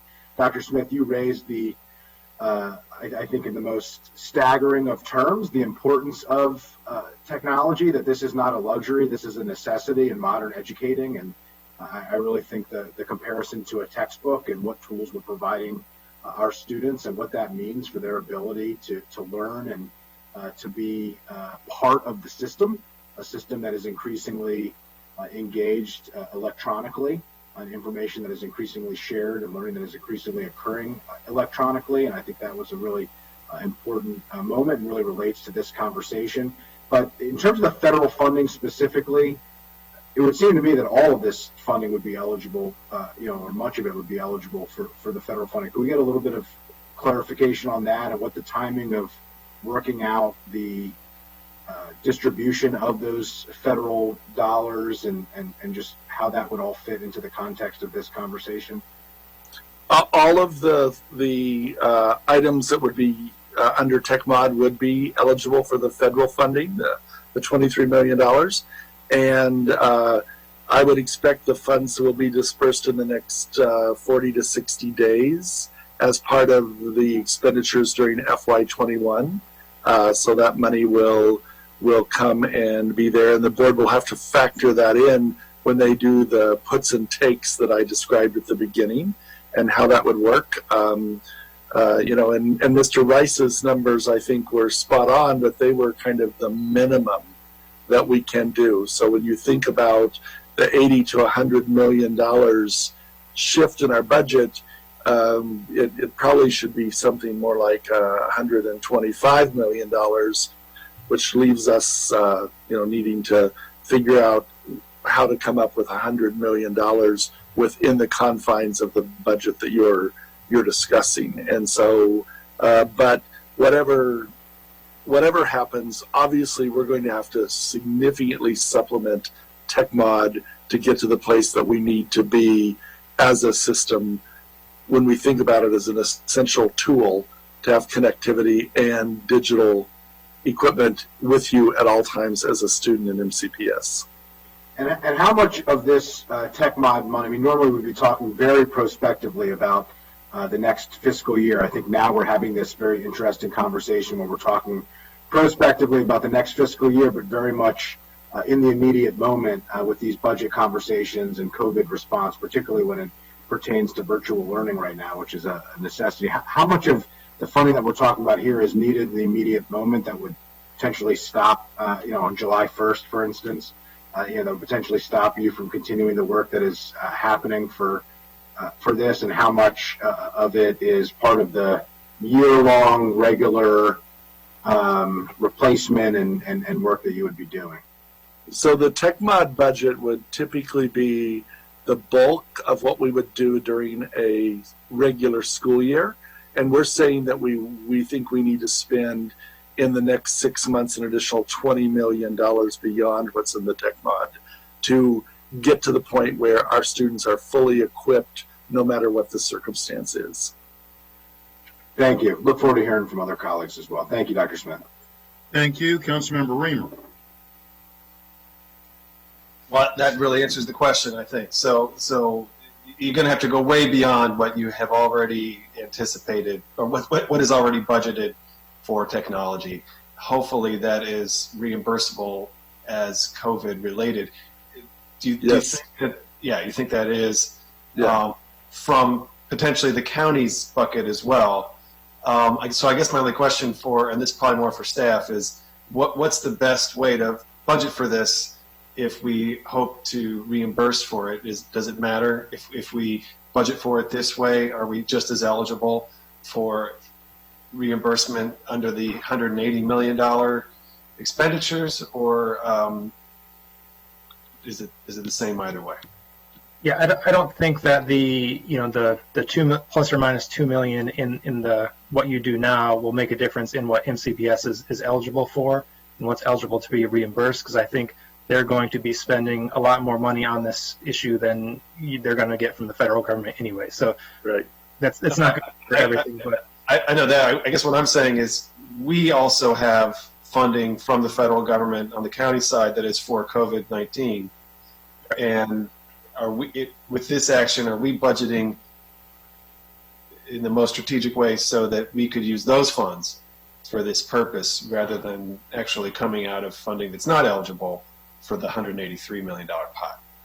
Right. I think the most strategic way to do it would be to come back and revisit it once we know more about the federal funding for both the county and MCPS. And then we can have a better understanding of whether there is one way that is better or more reimbursable than another way. Okay. Well, then I'll defer back to the chair, but I think the general point that we're going to have to spend way more here than we're talking about. That's the key point. And then I'm sure we'll all agree that that's what we're going to do. So now it's just a question of how to make that happen. Okay, thanks. Mr. Chair, I have no other speakers, and I do agree with your suggestions. So are you thinking of a motion? Yes, sir. So I move all of staff recommendations, including bullet point number 2 under item 3, and I make that motion. Second. It has been moved by Councilmember Rice, seconded by Councilmember Navarro. All those in favor?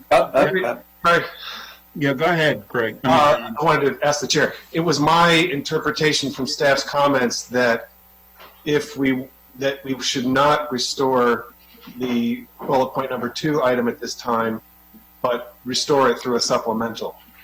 Is that not how you thought, based on the comment we just heard, we would best be able to fund this Craig, item? can you clarify? Yeah.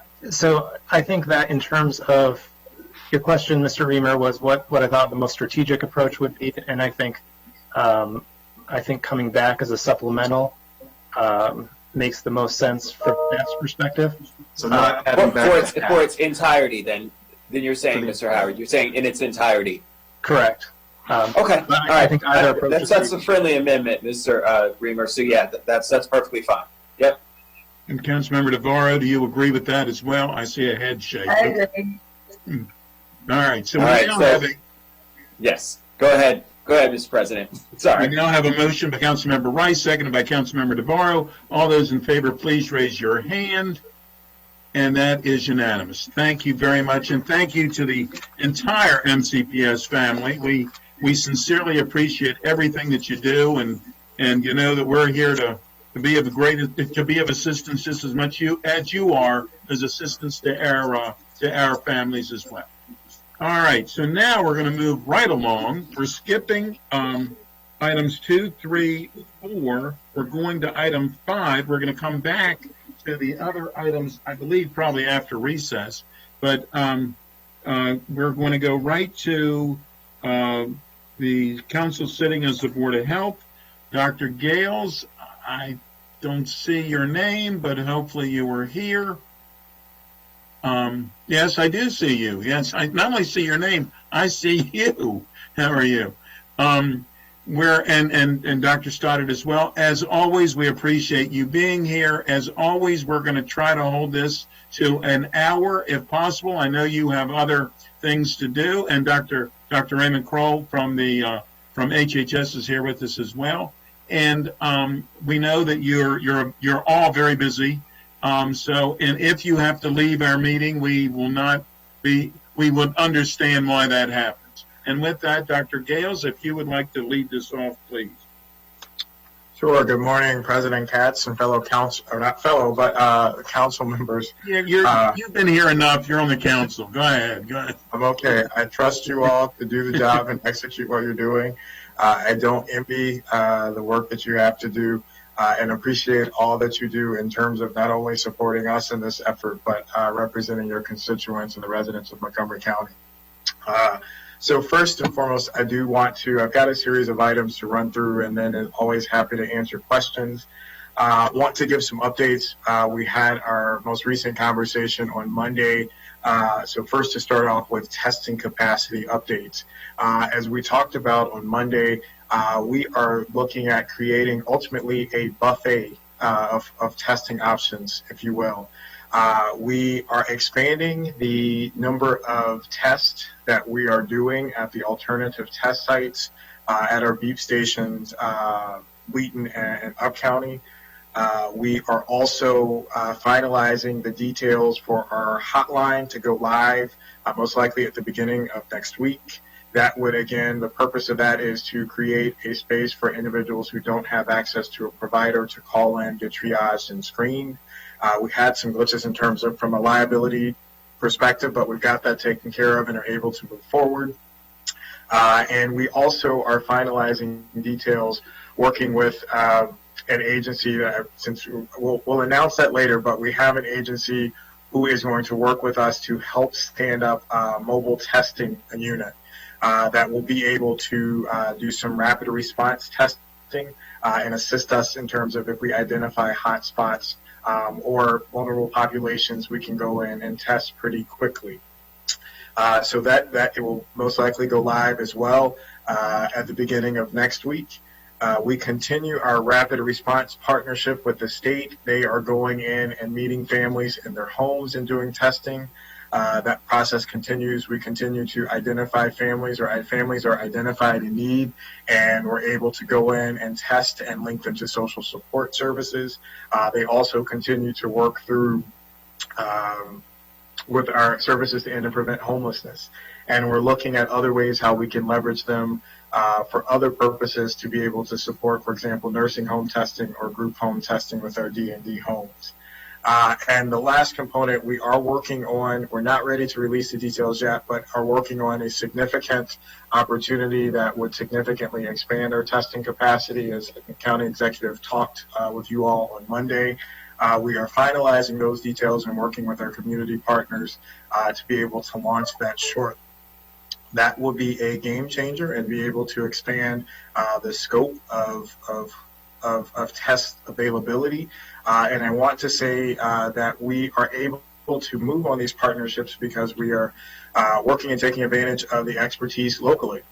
We've been able to identify some companies to help them move through the process to stand up in terms of their capacity. So it's an example of the richness of resources we do have locally, and we're able to leverage those and work with our partners in other jurisdictions to expand testing access, not only potentially for our residents, but also residents across the state of Maryland. Second point I want to talk about is we had a really great Healthy Montgomery meeting with our community partners on Monday night, where, as you know, Healthy Montgomery is kind of our population health arm of public health services in HHS. And that includes representatives from our hospitals, as well as different government agencies, including transportation, planning, and MCPS, for example, and also representatives from our minority health program and minority health initiatives. We had a robust conversation talking about some of the social determinants related and population health components of COVID-19, particularly as it relates to addressing and meeting the needs from a social determinants perspective, as well as looking at how we can have conversations related to the disparities in outcomes, particularly fatality rates. And what we are proposing to do and working on is creating a series of community conversations around those topics that will, hopefully, we can begin those next week, but around those topics to engage the broader community and help facilitate some of those conversations that we know are important now, but will need to continue to happen even as we start to reopen and move on in our post-COVID-19 world. So stay tuned for those details. The third thing I want to highlight is related to hospital capacity and surge capacity. We have the numbers indicate, I know the governor talked about downtrending numbers yesterday, but the numbers that we're specifically looking at are, certainly we look at the total number of cases. We also look at that in the context of the percentage of new cases requiring hospitalization and the number of hospital beds that are being utilized for care. We did see an uptick at the beginning of last week in terms of hospital beds being full. None of our hospitals were at full capacity. Some of them did have some high numbers high volume related to intensive care needs. But we're happy to say that those numbers are trending downward in terms of both the number of beds used and are available, as well as the percentage of those beds requiring intensive care management. We'll continue to monitor those trends and keep you all updated. I'm happy that the governor did mention that he's not planning to open up things. We've got to look at trends for more time before I think it's a safe point to, for example, start doing elective procedures in facilities. Again, because we know that will take away the resources or some of the resources from the hospital's ability to surge. The fourth thing I want to add, and I promise there's only 5, the fifth one will be pretty lengthy, but the fourth one is that in the governor's announcement yesterday, he talked about reopening certain spaces, particularly playgrounds, potentially campgrounds, tennis courts, and golf courses. So within that, there's some of those activities are a little bit easier to maintain physical distancing, such as, golf and tennis and boating. And some of the others will be a little bit more challenging, particularly on playground spaces. And one of the issues that we had early on, before some of the stricter guidelines were put into place, was that, particularly in playground settings, there were challenges in terms of maintaining social distancing and preventing congregation on those areas. So that we'll continue to look at that aspect before making a decision on reopening those spaces, because again, we want to make sure that any of those spaces are used safely and follow the guidelines, because we also recognize that everyone has been cooped up for a long time and not everyone has access to tennis courts and golf and things like that. So we want to make sure that we're also taking an equitable look at creating resources for everyone to be able to have an opportunity to enjoy some type of recreation and have some type of access to some type of physical activity. So I've asked that the parks team look at that and look at some other options in the absence of being able to open up some of those spaces, that we could provide alternatives for folks to be able to get some type of enjoyment in that area. Now, the last component I want to talk about and give an update relates to our work in nursing homes.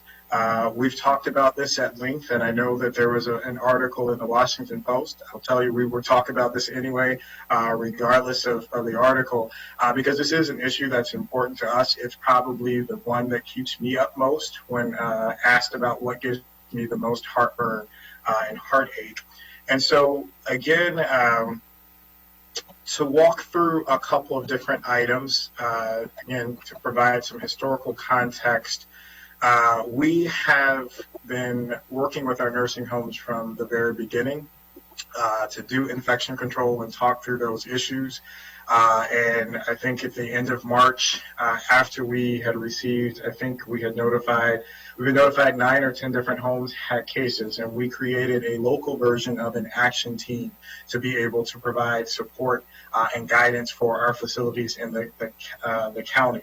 About a week later, I believe it was April 8th, was when the governor's directive came out and created the state action teams.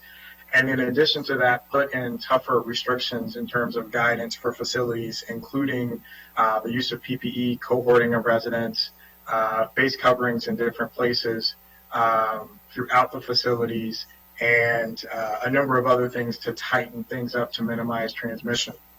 As we've talked about before, one of the challenges, and we think that is pretty much the source of cases in the majority of these nursing homes, is that during that window, and if we look at the majority of our nursing homes that have been involved and had cases in the county, the majority of those had cases, the first cases popped up during that time period where we believe asymptomatic transmission of staff, occurred. And this occurred even in the setting of when facilities were doing temperature checks for staff coming in. And so just to give some historical construct and context to that background. So that is where we were. We've continued since then to provide virtual support to the facilities. The state has multiple levels of support in terms of having their infection control specialists do site visits at a number of facilities, and I'll walk you through that in a second. In addition, there is the state action team that has done site visits at a number of our facilities. And last week, the state created a special task force team with nursing homes that's involving the National Guard. The ask of that team is that they are going to identify facilities and ultimately visit as many as possible, but to provide access to universal testing per the governor's order in those settings.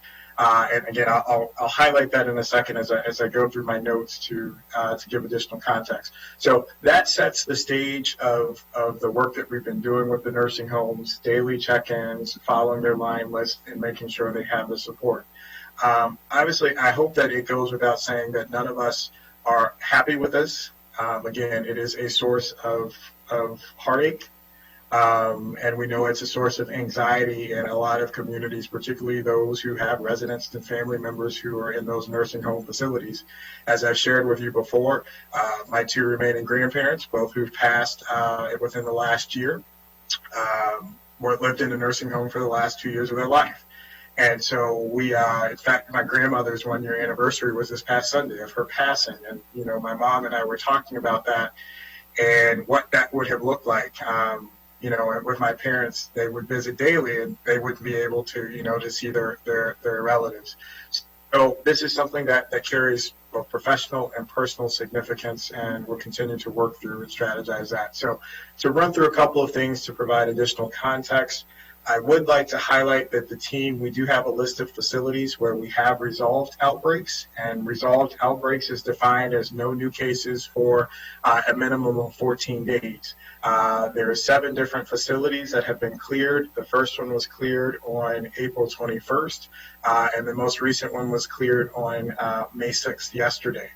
And when we talk about interventions for facilities, that includes reviewing infection control practices in consultation with our state epidemiology colleagues, reviewing the emergency preparedness plans, because all facilities have to have an emergency preparedness plan that is reviewed for pandemic type management or epidemic management, and that any deficiencies that are highlighted in that are followed up on a regular basis as part of their evaluation plan, and certainly one of the things that we're focusing in on now. We also review the line list of symptomatic residents and staff members.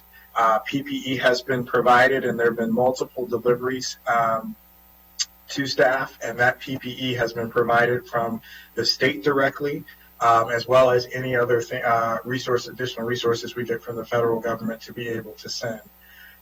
We coordinate site assessments as well, as I mentioned, with the state infection control consultants and strike teams. We have had 9 different facilities visited by the state infection control consultants. We've had 2 teams, the state action teams or strike teams visit at least 2 of our facilities to provide additional support. And I know that they have a visit scheduled with Potomac Valley, which is one of the venues that was mentioned in the article on yesterday. And it's also important to note that we did have the state infection control team visit that facility on April 28th. So we continue to provide testing capability for symptomatic residents per guidelines, and to the point of the state action team coming in to provide mass testing of staff. That will begin this week. We have had a number 7 facilities as part of the first wave in Montgomery County identified to get those visits. And one of them, again, not to highlight and pick on Potomac Valley, but I know that was one of them that was referenced in the article. They are included in that visit. So that is, I've got more details that can share with you in terms of specific actions that we've done at particular homes, again, particularly related to some of the ones that received a lot of attention recently. But I did want to give some background and context to the efforts that we have taken and that we're working to do. I don't want to also talk about the historical piece. I would like to also throw out some ideas that we're working on internally to be able to continue to address these needs moving forward. Now, for one of those is a continuation of the COVID-related action teams on a local level. So continuing those moving forward for the indefinite future to be able to provide additional support related to COVID-19 and any other potential outbreaks of that nature. We have discussed creating an ombudsman position that would be an FTE who's dedicated to serving as a direct liaison with nursing homes to address and assisted living facilities to address these questions and concerns. So those are 2 structural things that we are exploring continuing. And I think another thing to think about that goes back to more of the personal nature of things in terms of dealing with anxiety of residents and their families. So we know that part of the anxiety comes from what you can't see and what you don't know, and if you're not getting information. And so what we've talked about is working with the nursing homes further to make sure that there are proactive steps for families to be able to engage with their residents within those facilities. So, for example, one of our staff members talked about they have a family member who's in a home and they get daily pictures, daily updates from the staff. There are provisions to be able to Zoom and utilize other virtual techniques to be able to get daily updates on their residents. On their family members to make sure that they're doing well. I think one of the additional things that will help tremendously is increasing access to be able to test residents. And so, yes, we will work with the state and utilize their special task force provisions. But one of the other things, and again, not ready to announce publicly all of the details, but the large-scale testing effort that I mentioned before that we're working on would include nursing home residents and staff as a part of that first wave of that effort to be able to get as many people tested as quickly as possible so that we can use that information and go from there. So I will stop there. I will be happy to answer any questions either now or after Dr. Stoddard has provided his update.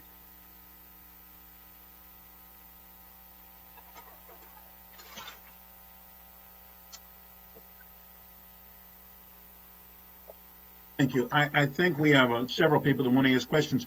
So obviously, Dr. Gales, the article that was in the Washington Post this morning has certainly caused discussion. Not that I've actually been able to have a chance to read the Washington Post this morning, though I've heard from constituents about it. And one of the concerns that I've heard from people is about Asbury. And as I say, I'm hearing from a constituent rather than read the article, but that Asbury was not on the list as nursing homes. Is that accurate? So we actually, I'm not sure where they're listing. We include, so when we're looking at our numbers, we include the nursing homes and assisted living facilities. So that is, we consider them as part of the outreach that we've provided, and we have worked with that. That's the question. Yeah. Yes, we have. Yes. Okay. So to us, we include them in that list. Yes. Okay. Very good. And Councilmember Albernaz, please. Thank you very much, Mr. President, and thank you, Dr. Gales. I know, I'm always going to preface every comment I have for you is just I know how hard you and your team are working and around the clock, and I just continue to express my supreme appreciation for that hard work. To expand on the nursing home issue, I know you've done a lot, I know you're doing a lot, and I know you will be doing a lot more in the future, and this has certainly provided some lessons learned. I did want to ask a few things more specifically. So you had mentioned that 9 facilities have formally been visited by the joint effort GO teams. Is that accurate? Yes. Okay. And so... actually, sorry. So the 9 facilities have been visited by the state infection control consultants. Okay. And at least 2 have been visited by the state action GO teams just for nursing homes. And we do have a number of other facilities that the state action teams have visited for assisted living and our D&D group homes. I know they've visited at least 2 of those. And I know there is a visit to one of the facilities that I mentioned before that is either happening right now or tomorrow. Okay, so about a dozen or so visits to date. And those visits have been in response to an outbreak, and as you've acknowledged, an outbreak can be just one person who has tested positive. But those visits have been in response to outbreaks as they've occurred, or have they been preemptive visits based on some criteria? So they've been outbreak for us. They've been outbreaks mainly after they've occurred.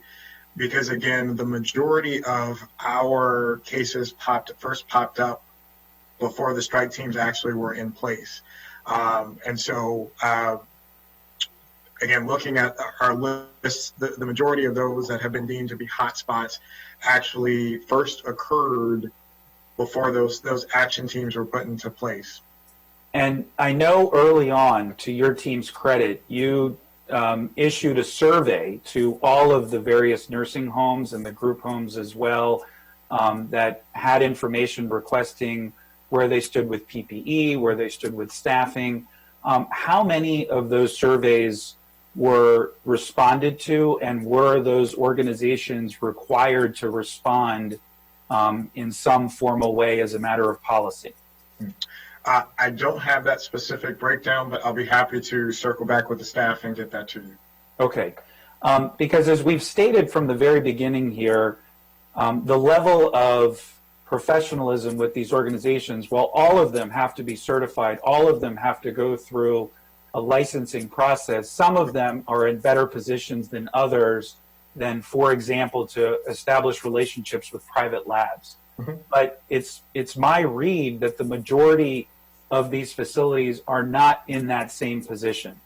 And so they have had to rely upon whatever support they can get from the county and the state for testing, for PPE, and to help reinforce staffing. Is that an accurate statement? Yes. So on those different levels. So from a testing perspective, the guidelines that we followed again, and that has been consistent with state and CDC, so multiple layers of that, is testing symptomatic individuals. And when we've had individuals fall into that category, we have made provisions to get them tested utilizing the state public health lab.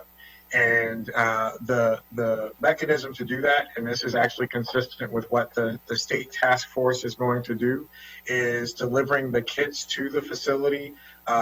In some instances, our staff has actually provided the testing where we've been able to do so with capacity. In others, we have trained the staff at the nursing homes to be able, those who have clinical training, to be able to collect those samples, deliver them, and we make sure they get to Baltimore. Now, the staffing piece has been different. We have worked with them, as you mentioned. In some instances, you've had relationships with private labs. In others, we have recommended folks go through their primary care provider to get that test and get that documented.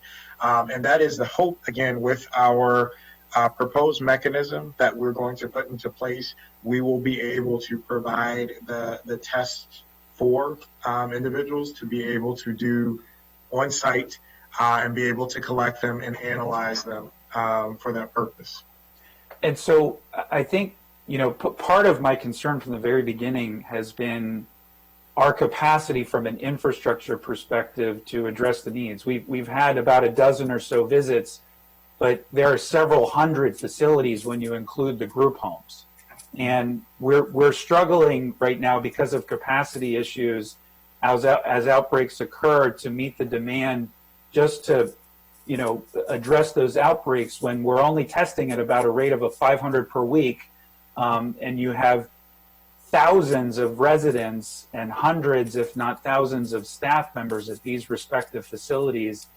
And so I think it's important for our public to understand that is an issue. The pace at which we can address because of those challenges from an infrastructure perspective is compromised. And the governor's push 2 weeks ago was an important pronouncement, but it's not backed up by the capacity internally to have the staff to actually meet that policy.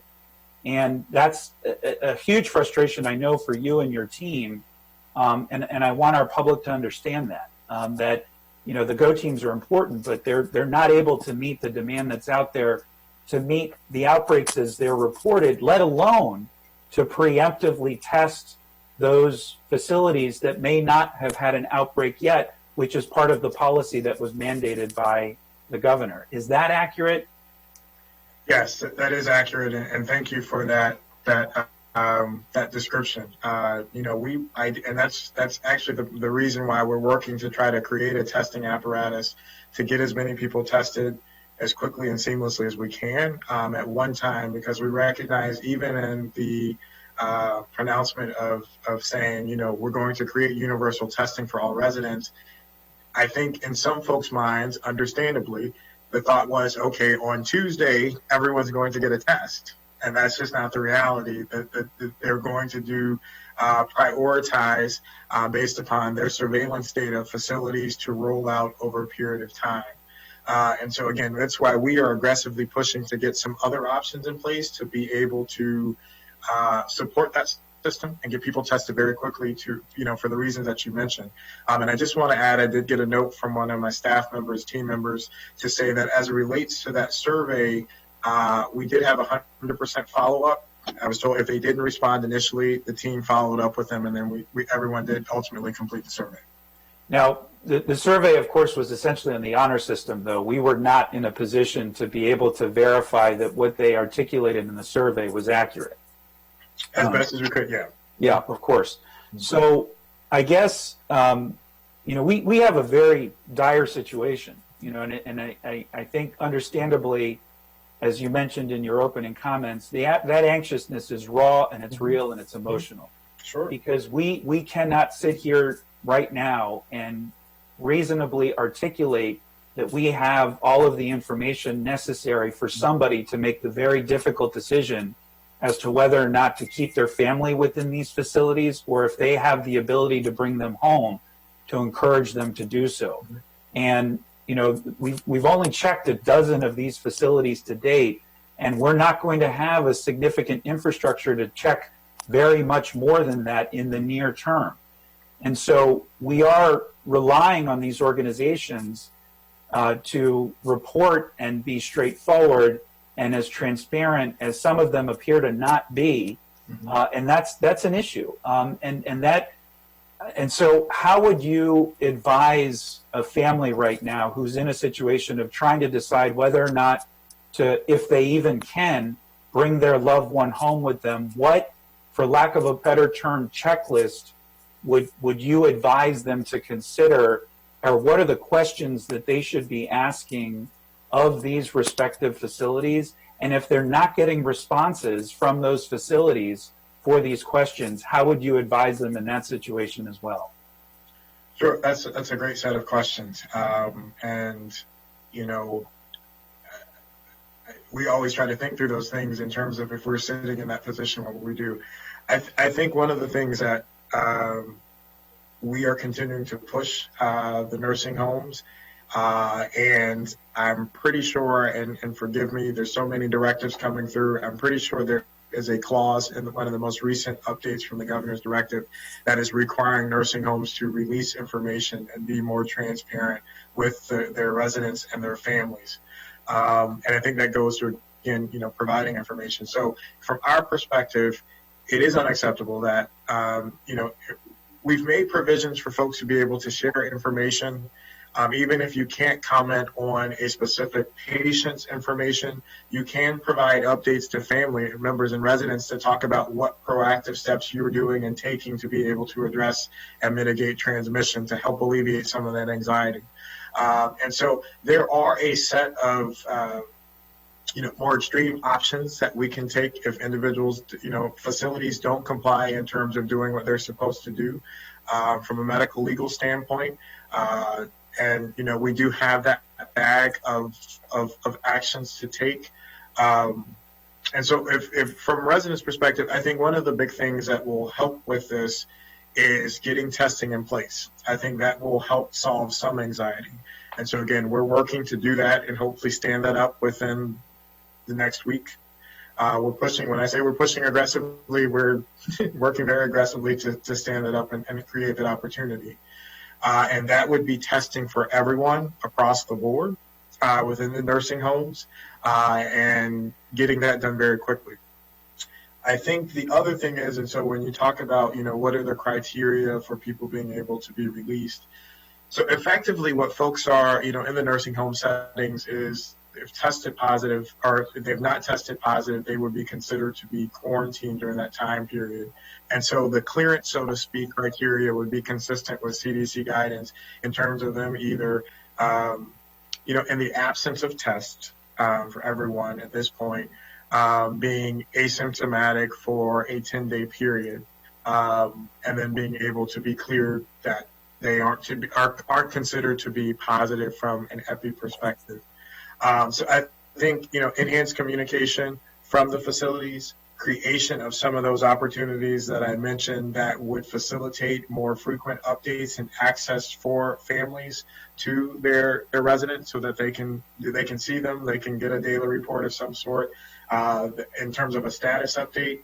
And I think the second component would be, when we're able to deliver very soon, hopefully, testing of all residents and staff so that folks get a fuller picture of what the impact, if there are any staff there, they can be taken out right away, and to get a sense of, the full picture of how many cases are present in the different nursing homes. Does that reporting articulate how many people have been tested within the facility staff, because I think the reporting obviously covers how many people have tested positive, but how detailed are the requirements of that reporting? So the reporting that we have from a testing perspective, and again, going back to the line list that I've mentioned before, so we keep track of everyone who's tested positive, who's tested negative, and that's for residents as well as staff that we know. Okay, but it doesn't include how many people have been proactively tested within the facility, just how many people have tested positive, and these are folks that are exhibiting symptoms still at this point. We're not yet at a point where we can necessarily proactively test the staff within these respective facilities. Yes, so the numbers that we have in the current system, testing of nursing home residents who have demonstrated symptoms are getting tested. They are, and that is going through, again, the state labs. So we have the number of individuals who have met that criteria and who've been tested, including those who've tested negative as well as those who've tested positive. The staff numbers, there have been some situations where facilities have done testing of their staff. We've been provided those numbers. Separately, if staff members have been tested at their primary care provider, we also have that documentation to see who, or as we know if they've tested positive, an approximation of what percentage of those folks have tested negative as well by the NED system. And Dr. Crowell, this question is a little bit more for you. And by the way, that's the best backdrop I've seen so far. But question is regarding the staffing levels, which has obviously become a critical issue for these facilities. Staffing at some of them was already a problem to begin with, and I know that some of them are, the governor issued support for, I think, 240 staff members, but that's statewide. What efforts are we undertaking within the county to help provide additional staff support, or are we in a position to provide that support to these respective facilities? Because I know there's a supply and demand issue here too, with the number of organizations who are even able to supply staff in the first place. But if you could comment on that. Sure. Thank you, and thank you all for continued support as ever. I think the challenge with staffing is, when we stood up the shelters, the expanded shelters, we drew on staff across the county to staff those shelters. Nursing care and our group homes for developmental disabilities require a different level of skill set and a different level of engagement with the residents in those programs. We're aware that staff rotate sometimes because of the salaries and the level of availability of staff. They rotate sometimes between nursing homes, and I think that's one of the things that we need to take a look at long term. We have our experience with the shelters is that when we gave them some clearance to contract with staffing organizations or recruitment firms to find staff, they were only able to find a limited number of staff. So we ended up doing what we could to support and give them time to do that. We will engage and can engage with our nursing home staffs. I don't think we have at this point because of the volume and the numbers of staff that are involved in this. We can certainly reach out through Aging and Disabilities and with Public Health to see if they are, how we might support them in finding staff and keeping themselves staffed.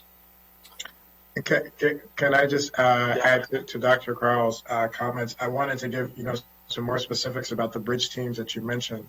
And so the bridge teams include, it's actually 160 RNs and aides who are contracted through Allegiance and the Maryland Hospital Association.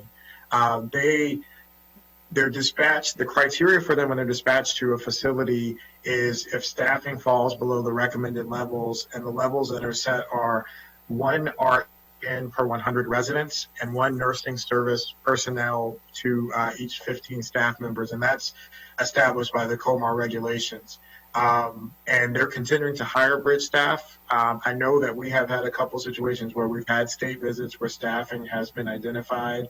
We have worked to connect them with contracting agencies to be able to pull in people right away. So we've provided that level of support because, as you mentioned, even the bridge teams, it's a limited supply, and they can't get dispatched everywhere right away very quickly. And my last comment, I don't even know if it's a question, but these facilities have to go through a licensing process each year, and we are familiar with the ones that have more challenges than others. And so I'm making a general statement here, but as has been the case with COVID, this has exposed the gaps in the system and where we knew we had issues. And so I wouldn't be surprised if some of those facilities where there may have been some issues in the past are where we're seeing the problems now. Now, that's an assumption. I don't have any data on that. But I would just urge that we have a limited capacity to meet as outbreaks occur, but obviously we all want to be in a place where we are proactively and preemptively engaging these particular facilities. And clearly we should be starting with those facilities that we were already aware were an issue to begin with, even before COVID. And so I would just urge us to, if we haven't already, move in that direction. And the formation of these teams and this hotline is critical. But if you need additional capacity to staff these particular teams, acknowledging it has to be a holistic approach, as has always been the case, please don't hold back. We know that a lot of this isn't a resource issue. It's just identifying those people that are professionally trained and can fill those positions.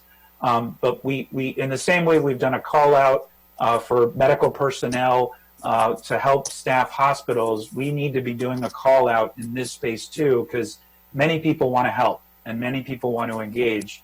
And I think we have to create a way for people to do that. And my final question, Dr. Gales, is one more time, if you could just clearly, for a family that's worried out there right now and deciding whether or not to bring their family home, what do you tell them? And you mentioned your grandparents earlier, but go back 2 years. What are you looking for before you have to make that decision? And if you can be as plainly spoken about this as possible and as succinct, because people really need to hear, and we're all looking at you for some guidance and advice. Sure. I think the best way to put it is be an advocate for your family members and request information. And asking questions about that is appropriate. And again, from our side, pushing the facilities to be more transparent, and again, creating opportunities so that you can see what you can get an update on your family members. An update on your family members shouldn't be, you shouldn't get a call to say they tested positive or they're demonstrating symptoms. You should be able to, I like the idea, again, of getting updates, having a personal component to it, whether it's a Zoom or a picture of some sort of that in that way. I would say continue to be an advocate for your family members, continue to request information. Those would be the thoughts that I would encourage folks to continue to do. Thank you. I'm sorry. I know I took a lot of time there, but I appreciate it. Thank you, Mr. Thank you. Councilmember Glass. Thank you very much, Mr. President. I appreciate the comments and questions from the HHS chair, something that I know all of us are really concerned about. And so thank you for asking and making sure that people have that information. Dr. Gales, I just want to thank you first off for sending the rapid response teams to communities where I'd been receiving a number of constituent concerns, namely Quebec Terrace and Cider Mills apartment, people who'd contacted me regarding help that their family needs for healthcare and testing. And so thank you for the rapid response deployment there. And in continuation of the deployment concept, I appreciate you sharing that mobile testing will be up and running next week, because as we all know, this crisis has shown fully the inequities that exist in our community. We've known them to be true, and this further exacerbates it and lets everybody know. And one of the concerns I've had all along with the testing sites is that they were all auto-centric, and you had to physically drive there. And as we look at the data from where the hotspots are, we know that they are in some of the most transit-dependent communities in our entire county. And so trying to get people to get to those testing sites has been problematic. And so with that, can you provide a little bit more information about the partnership that will be starting next week, and for the residents who are anxiously awaiting these mobile testing opportunities, what can we tell them? Sure. Thank you for the question. And also wanted to say thank you, Councilmember Albernos, for the very thoughtful discussion around nursing homes. It's a sensitive topic. And forgive me if I got a little bit emotional because I miss my grandmother a lot. I miss both my grandparents, but my grandmother was my first best friend. And this week has been rough as we celebrated the 1-year anniversary of her passing. To your question, Councilmember Glass, the idea, the intent of the mobile testing unit is to create an apparatus that could bolster the rapid response team, so being able to be deployed to even more venues that are identified with families at risk. It would also create the opportunity to do some pop-up testing at some different venues. For example, we talked about potentially utilizing some of our safety net clinics for that type of stuff, trusted spaces within the community that people are familiar with that are easy to get to. And the third component is we thought that we could also potentially leverage it to add that additional support if we're talking about, trying to get the nursing home folks tested as quickly as possible, or as Councilmember Albernos mentioned, that there are, we've got other groups too that need testing, such as our D&D homes, group homes, that kind of thing. So that's the concept. What we're proposing to do is to create, we were talking about maybe 4 teams that would include folks who can do testing, but also and Dr. Crowell, we've been talking about this, also including that social support component. So we would have, folks from our HHS team join those other the clinical services people, so to speak, to be able to, when we're doing those events or we're in a particular setting, making sure that we're meeting the clinical need, but also, to your point, there's so many other factors that are driving people's concerns right now, in addition to the anxiety related to COVID-19. And the goal would also be able to provide, as we discussed in our previous conversations and taking some of the feedback, is we recognize that simply testing an individual for COVID-19 is not enough. That outreach and clinical outreach must also include guidance in terms of how to isolate properly, how to quarantine properly, and how, guidance in terms of what you need to do after you get your diagnosis. So that's the intention. We don't have any, definitive venues yet that we picked out. We're vetting through that right now, and trying to recruit staff both on our end and I know the other vendors end. And I actually want to say that it's a volunteer effort from an agency that is broadly based. They do a lot of international work, but they have an office within the county, and they said, hey, how can we partner with you all to help you do the work that you're doing? And so once we get those details finalized, I know there will be more details and press about that, but hopefully that gives you some more insights to what we're hoping to do. Sure, I appreciate that. And just so I understand, the mobile capacity will go to facilities that need testing, but then also into communities as well? Yes, the hope is to have a very versatile option that can be able to be dispatched to where the need is. But those are the different options that we're hoping to be able to utilize them for. Yes. And just the logistics of going into the communities, is that something that would be given advance notice? Is it the PIOs and the regional services directors would send out notice and emails saying meet at this location? I mean, clearly there needs to be information that gets out, but we don't want people necessarily standing in close quarters in lines waiting for testing. Sure. So the just in addition to announcing the effort in more details, that would be a part of that conversation.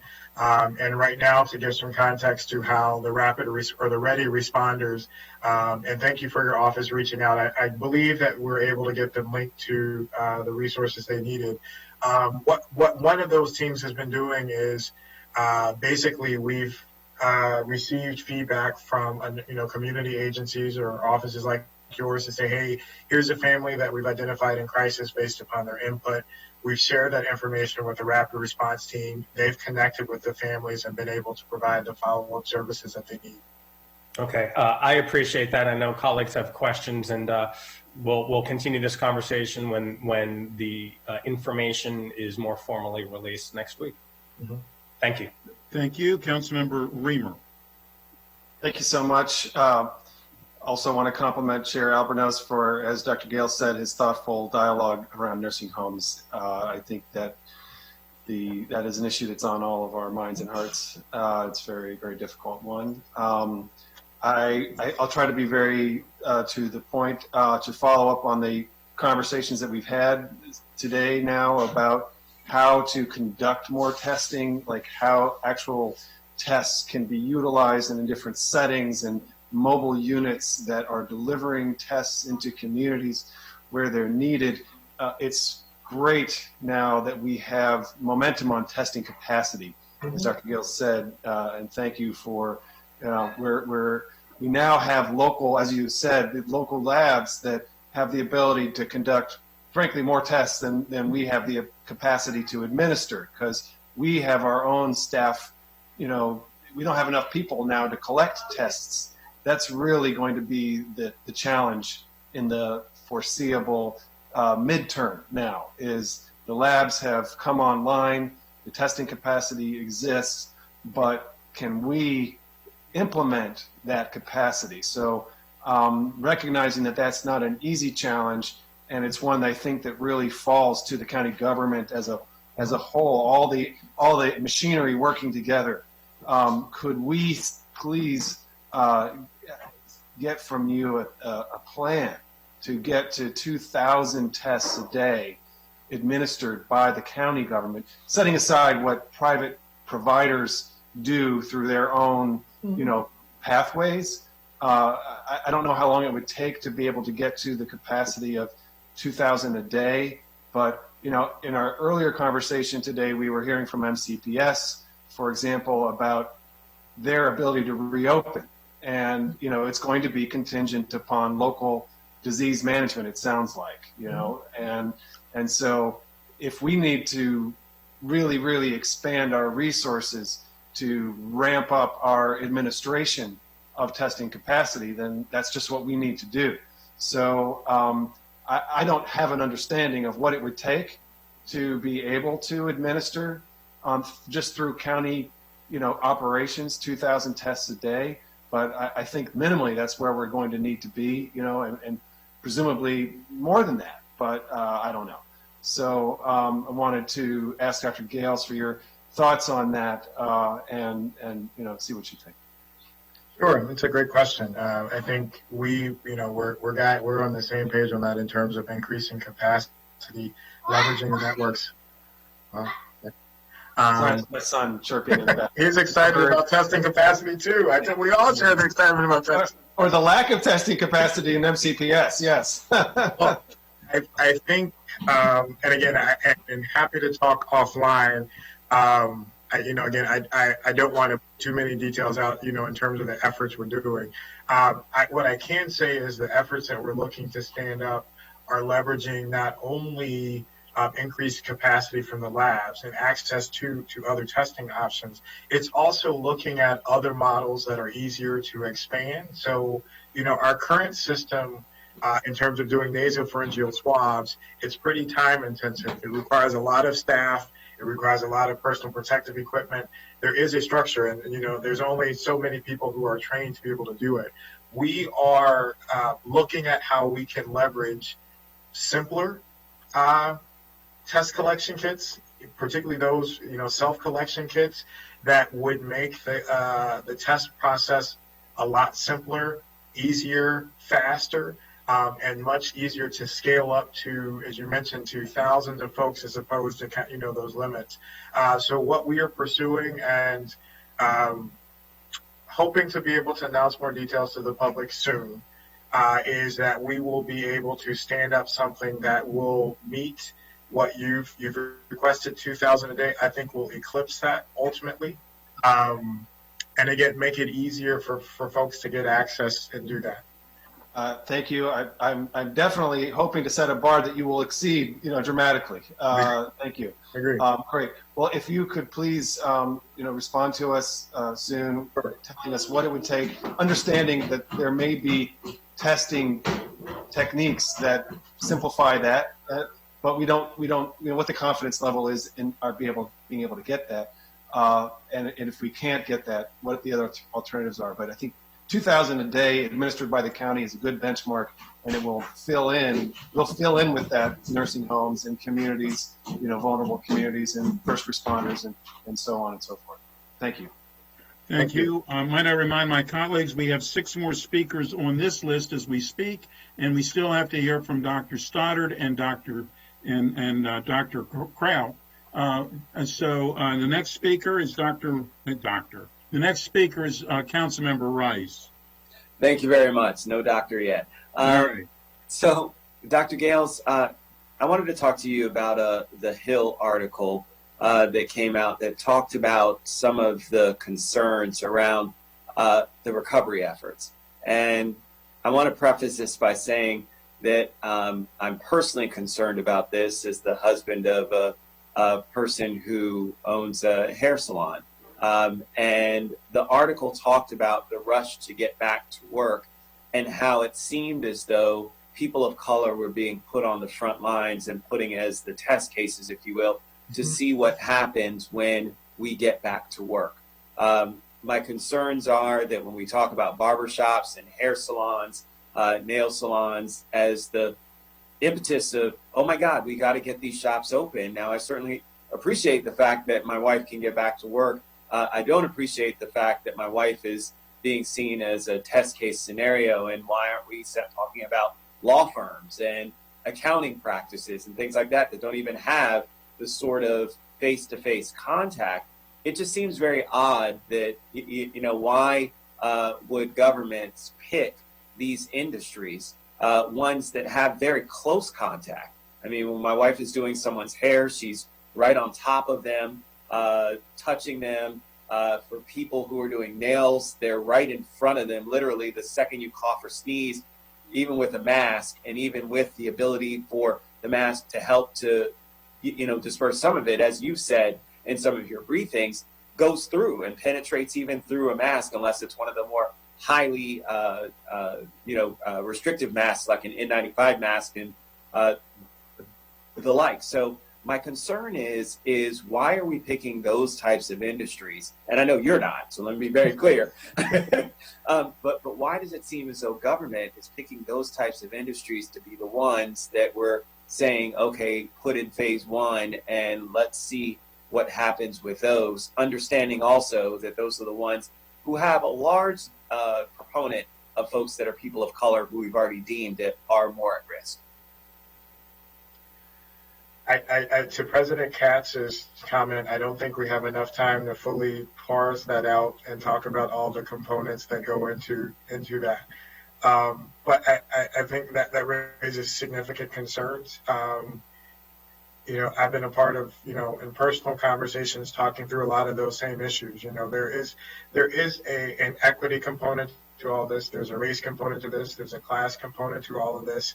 And those components existed before we got to COVID-19, and they underscore and provide that infrastructure to what we're talking about.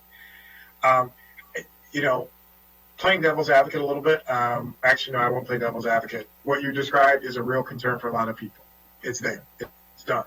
I think that what a lot of folks are doing in terms of moving back in those first phase things are looking at things that provide comfort to folks. So, folks have been without access to their hair salons, have been, without access to their car washes, things like that. I think increasing access to venues that can help, give us some semblance of back to, some semblance of normalcy. But I would say this, I don't think there's been any conversation to that level yet in Maryland about who's going to go first in terms of coming out, in terms of opening things. But I am hopeful, and I can say attest to here on a local level, that the equity and concerns about race will be factored into those conversations. As an example, when yesterday I had a great conversation with Chief Equity Officer Ward yesterday when the governor's directive came out to say, tennis courts and golf courses and things like that are open. And the reality is that, for many people, there is a class component to that and there's a race component to that. So you're saying that, we can open things back up again for some that have access to it, but for others, we don't have any options. And so that's one of the things we're pushing for as part of that conversation, to say there may be some things that, because of proximity and public health, may need to stay closed, but we need to think carefully about that, how we may present some other alternatives for folks so that everybody can have access to some types of activities or some type of recreation. Dr. Gales, I can't thank you enough for that answer. Because I feel as though our folks directly to the south of us in Virginia, and then to go just a little bit farther down to Georgia, have got it all wrong. And by you stating that and saying that that's going to be a part of what it is that we do, gives me some comfort, because certainly, and you mentioned this, with our new racial equity and social justice policy, it's going to be important for us to make sure that we're thinking about those things as we put folks back at risk by opening up facilities. And let's just be honest with the public. When we open things up, there is an increased enhanced risk that's associated with that. Our grocery stores and things that are open right now, who are primarily also people of color, people of lower income, are the ones who are serving as that front lines as we speak right now.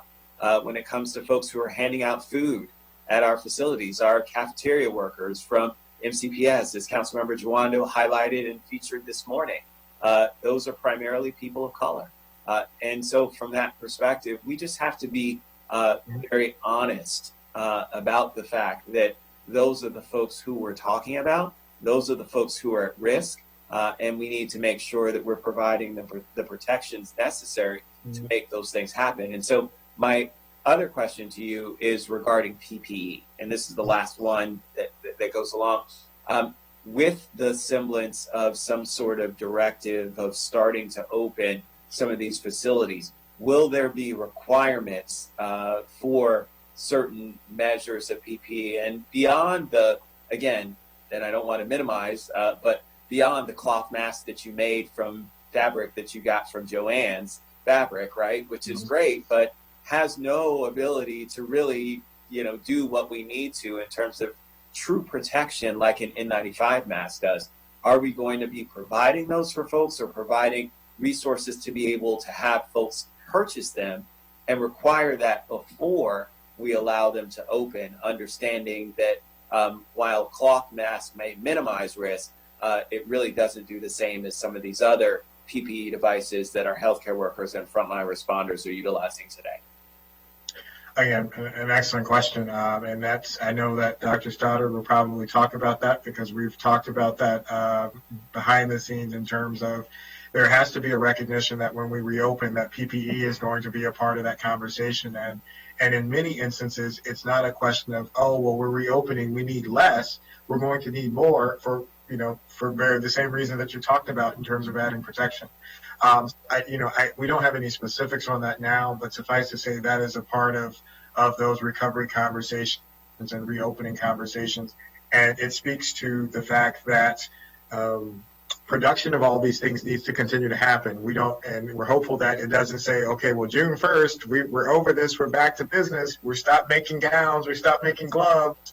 No, so hopefully that process continues, and I know that we'll talk more about that next time, I'm sure. So I look forward to that conversation, because again, any sort of reopening is going to have to make sure that availability is there. Thank you very much, Mr. President. Thank you, Dr. Gales. I yield back. Thank you. Councilmember Friedson. Thank you. Appreciate it, Dr. Gales, your patience and answering all of your questions, your willingness to join us and to share with the public. Appreciate the idea of the ombudsman. I think that's particularly important along the lines of Councilmember Albernaz's comments about the critical nature of those types of facilities related to long-term care and nursing homes. Could you give us an idea of when that would be set up, when those facilities would be able to actually call somebody or email somebody and get a response from the ombudsman? Sorry, I didn't realize I had put myself on mute. So again, great question. So the reality is the ombudsman would be this is something that we've been talking about over the last 24 hours, so don't have a lot of details about that. But the reality is this would be an extension of our local action team that facilities can call already and make those requests about PPE or, I think this part of it is creating a venue where we could get input from other sources, not just from, the home leadership, because as you said, there may be other issues going on because, we have received some feedback from their staff members who called 311 or sent in concerns through other ways, and we've had our team look into those and figure them out. So I still have to say that the ombudsman would be an extension of that effort, having a dedicated person. We have to work with our team to stand that up. But I do want to emphasize that folks do have a mechanism already that they can provide feedback or, call and access with concerns. Appreciate that. I hope that can get set up soon. Dr. Crowd, did you have? Yeah, I just wanted to add that to let folks know that Dr. Gales and the team in public health is not alone in working through that issue. So the ombudsman's team may be a starting point out of public health, but there's also licensing and regulatory, there's aging and disabilities, and the rest of the resources for HHS to get brought to bear in that. So as we're thinking about it, it won't just be a person, but it'll be a person that links to the rest of the department as needed. Great. Yeah, I think that having a one-stop shop that our offices, that residents can go to be able to direct to all the different facets of this is really helpful. That to me is the secret sauce behind that proposal. So look forward to that being set up soon. If you could keep us informed of what the timing that would be and what the context would be, that would be great. Councilmember Albornoz hit on this quite a bit. I just wanted to follow up quickly.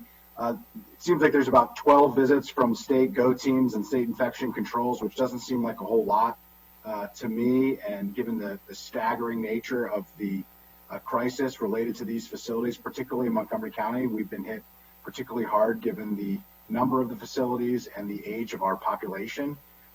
How many facilities, long-term care, nursing home, assisted living, et cetera, have there been an outbreak or a positive infection in? You know, as Councilmember Albornoz, depending on how you calculate that, it's either well over 100 or hundreds if you include group homes and other similar facilities. But how many of those have had outbreaks? You know, what are we comparing the 12 to? Does that make sense?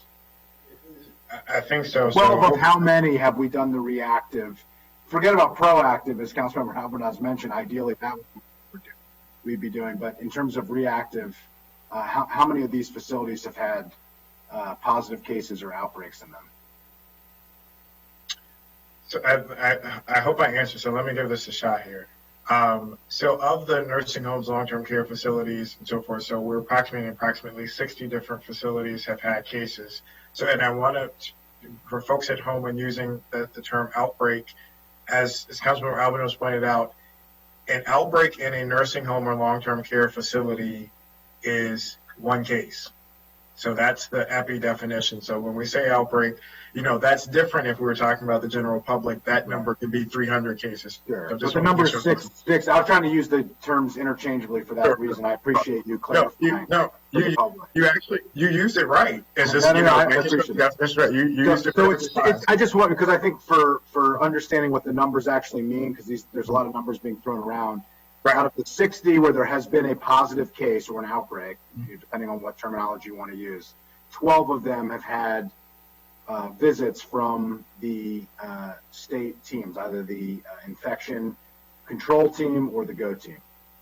Yes, and that doesn't include, again, there have been, because part of it is there's some facilities where there have been very small numbers of cases. Again, as I mentioned, there's 7 or 8 facilities where we have cleared. They haven't had new cases. So they, you know, you start adding them to the group. So to the point, the inspection control visits and the action teams go to the places that have the most cases. And, you know, they look at the transmission trends, and that's where they're focused on.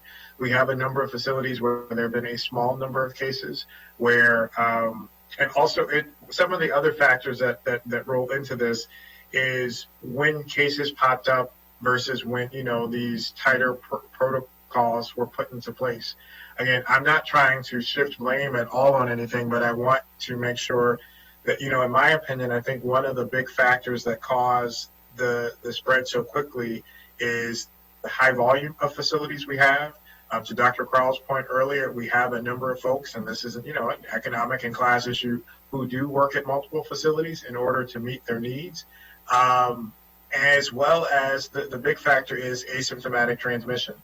And so you have some other facilities that may have identified a case closely to when those tighter precautions were put into place across the board. And those are the kind of things that could have mitigated additional cases from happening.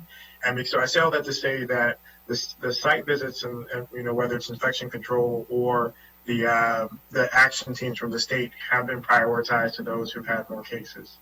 Sure, but it seems like if we're not only focusing on the symptomatic folks in the facility still in the places where they're the most severe outbreaks, that the asymptomatic and the movement of staff is really the area that we're missing and having a challenge to keep up with, which is not your fault, but it's a reflection of the challenge that we're in. It brings me to another point. We've talked about this before, but is there any progress on the private medical clinics that have said that they are capable of setting up outside of facilities, providing workers for $15 and patients for $30 without any public funding? Or we could, you know, certainly, you know, discuss providing payment through some type of subsidy if necessary of that funding. We've heard reports that is occurring in other counties around the state, including Anne Arundel and Charles, from my understanding. Do we have any progress of the health department being able to connect the facilities to these private clinics to be able to provide that? Yeah, so I reached out to the clinic that was sent to me, I think by Delegate Kelly, and I think maybe I've received a clinic from a number of people. It's a Howard County-based clinic.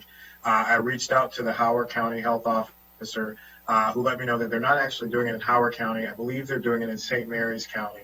And so I have a call this afternoon with Dr. Brewster, who's the St. Mary's County health officer, to find out more details about what they're doing. And so, yes, that would be a potential option. We can get some more information for folks. But I do want to also underscore that I think the option that we will be announcing hopefully soon will actually be more accessible for folks. But that said, certainly we're getting the information, and once I have a chance to circle back with her, we'll be able to provide that as a resource if facilities choose to do so. Appreciate it. I think access is critical, but so is scale, and it feels like we need the private participation in addition to the public in order to reach that scale. Speaking of that, my question before was at the previous briefing that we had last week was about the targets of, do we have an inventory of all the testing that we have in the private side and the public side in the county? Do we have an inventory of all the public test capability? We've focused most about, whether we're 500 today, trying to get to 1,000.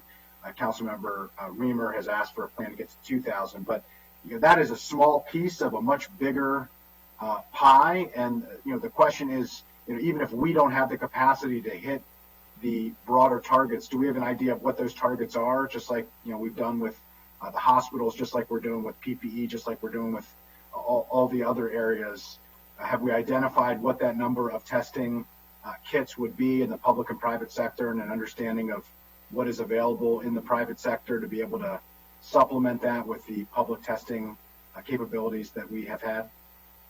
Sure. So I think to answer your question, multiple components, I'll try to be very, very brief in this, is so the goal that has been identified for the state in terms of testing residents is 2%. So that's been the goal, to say if we can test 2% of residents across the state, we would feel comfortable, moving forward and opening things up. Again, I don't have a full, inventory of what access, what supplies private labs have, but what I can tell you is based upon, I believe, and I don't have the exact number in front of me. Yesterday, we did get a printout of how many tests have been run in Montgomery County, how many positives, how many negatives. I think we've got over 5,700 positive cases and nearly 24 to 25,000 negative cases. So based upon those numbers, at this point, we've tested 2.3% of our residents, which is above that average. It's not high enough for me. Again, we want to increase that and test as many people as possible. And again, without giving the details, without having all the specifics, the approach that we're taking, and maybe this gets to Councilmember Reamer's point earlier about aspects of a plan. So I think there's multiple ways you get to scaling up testing to match your capacity with also what you have on demand and the need to test folks, increasing that metaphorical number of 2,000.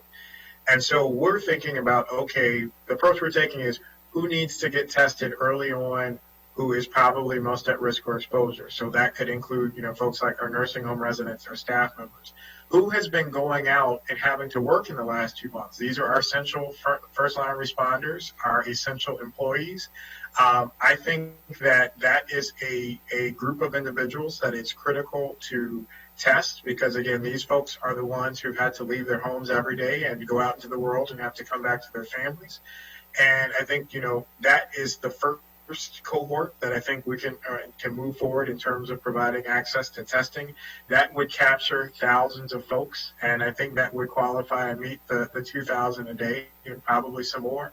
And I think, moving beyond that, as we get a better understanding of how to utilize different testing mechanisms, we also get a better understanding of for example, we haven't talked about antibody testing, but we're looking at a study to participate in that to see the efficacy of that modality.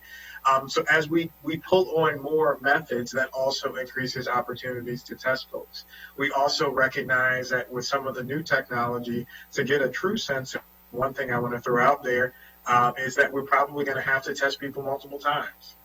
So, when you test someone in a point of time, you test me today, and that's assuming I have a bubble around me and I'm not exposed to anything and I'm still coming to work and functioning, you're probably going to have to test me again next week.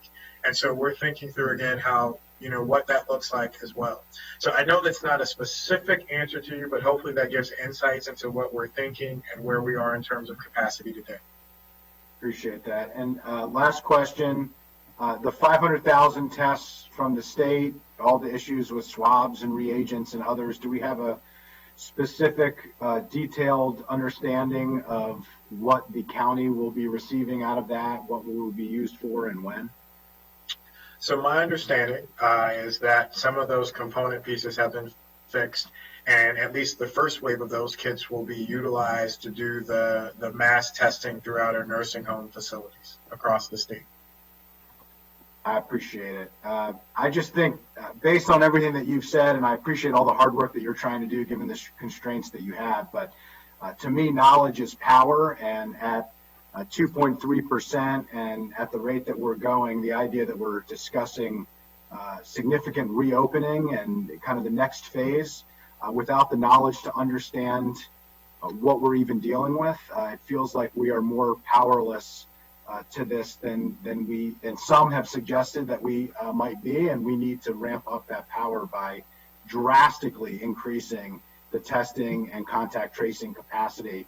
And I feel like you and your team and Dr. Stoddard and his team needs a lot more tools at your disposal to be able to take on this threat and provide us with the ability to make more significant decisions in order to do so. I don't think that you're at the point currently that we need to be, and look forward, as you've heard repeatedly, to work together with you to figure out how we can help as productive and collaborative partners to figure out how we ramp that up. But currently, it's clear that we have a long way to go before we move into the next phase, or at least until I would be comfortable, and most residents that I've spoken to would be comfortable moving to the next phase without putting our residents at risk. So thank you, Dr. Gales. Thank you. Thank you. Councilmember Jawando. Thank you, Mr. President. Thank you, Dr. Gales and Dr. Stoddard and Dr. Corral. Where to start?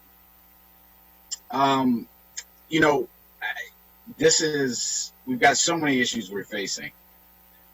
Like so many, my family's been hit pretty hard by this virus.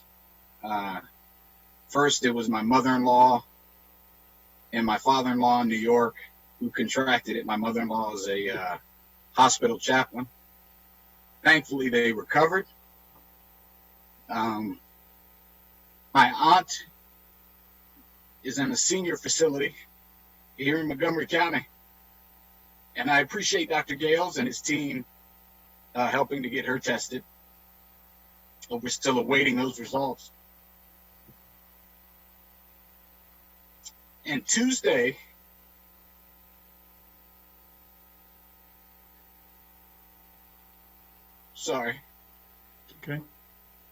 Tuesday, my uncle passed away at a nursing facility home in Northern Virginia. So when I read this article last night into this morning about what's happening to so many families, and that what's happened to our family is just a fraction and a microcosm of the impact that's happening to so many. I'm just distraught with our ability to respond. And I know it's a complicated issue. The nursing homes, many of them are trying really hard, but we've got to do more. And so my question on this nursing home issue, and I appreciate Councilmember Albernaz with a thorough question, but, the governor's mandated that everyone get tested in nursing homes. Our health department mentioned in this article in the Washington Post that we have not had the ability or capacity to do compliance visits at all 34 nursing homes and facilities. My question to you is, what is getting in the way of that, and what can we do to address it? I know, is it money? Is it staffing? Because again, this is not necessarily even the tests. This is compliance of some of the things that are talked about in these articles, of how people are being housed, the PPE question. So just to do compliance, to see the state of these facilities, what is required and what do you need to get that done? Well, first of all, condolences to you and your family on all of that. There's nothing magical to say that makes that even better. And so my thoughts and prayers are with you all on that. And you know firsthand and of what impacts this had. I think in terms of doing site visits, we are looking at how to revamp, as you mentioned, revamp what we're doing and how to get in to do that. That the majority of that follow-up and input has been in the virtual sense in partnership with the state. And that's one of the things that we have to look at, how we can revamp that and how we can utilize more staff to be able to go in and do that. Is it a staffing issue though? Is that you just physically don't have the bodies to go in and check and do compliance visits? Or is that it's just not a priority with what else you're doing? I'm just trying to understand, because the statement in there was, and I know it wasn't from you, it was from one of your staff, was that we just don't physically have the capacity to go into the nursing homes and check. And so that. Well, so part to your question, it's definitely not a priority issue. Let me be clear on that.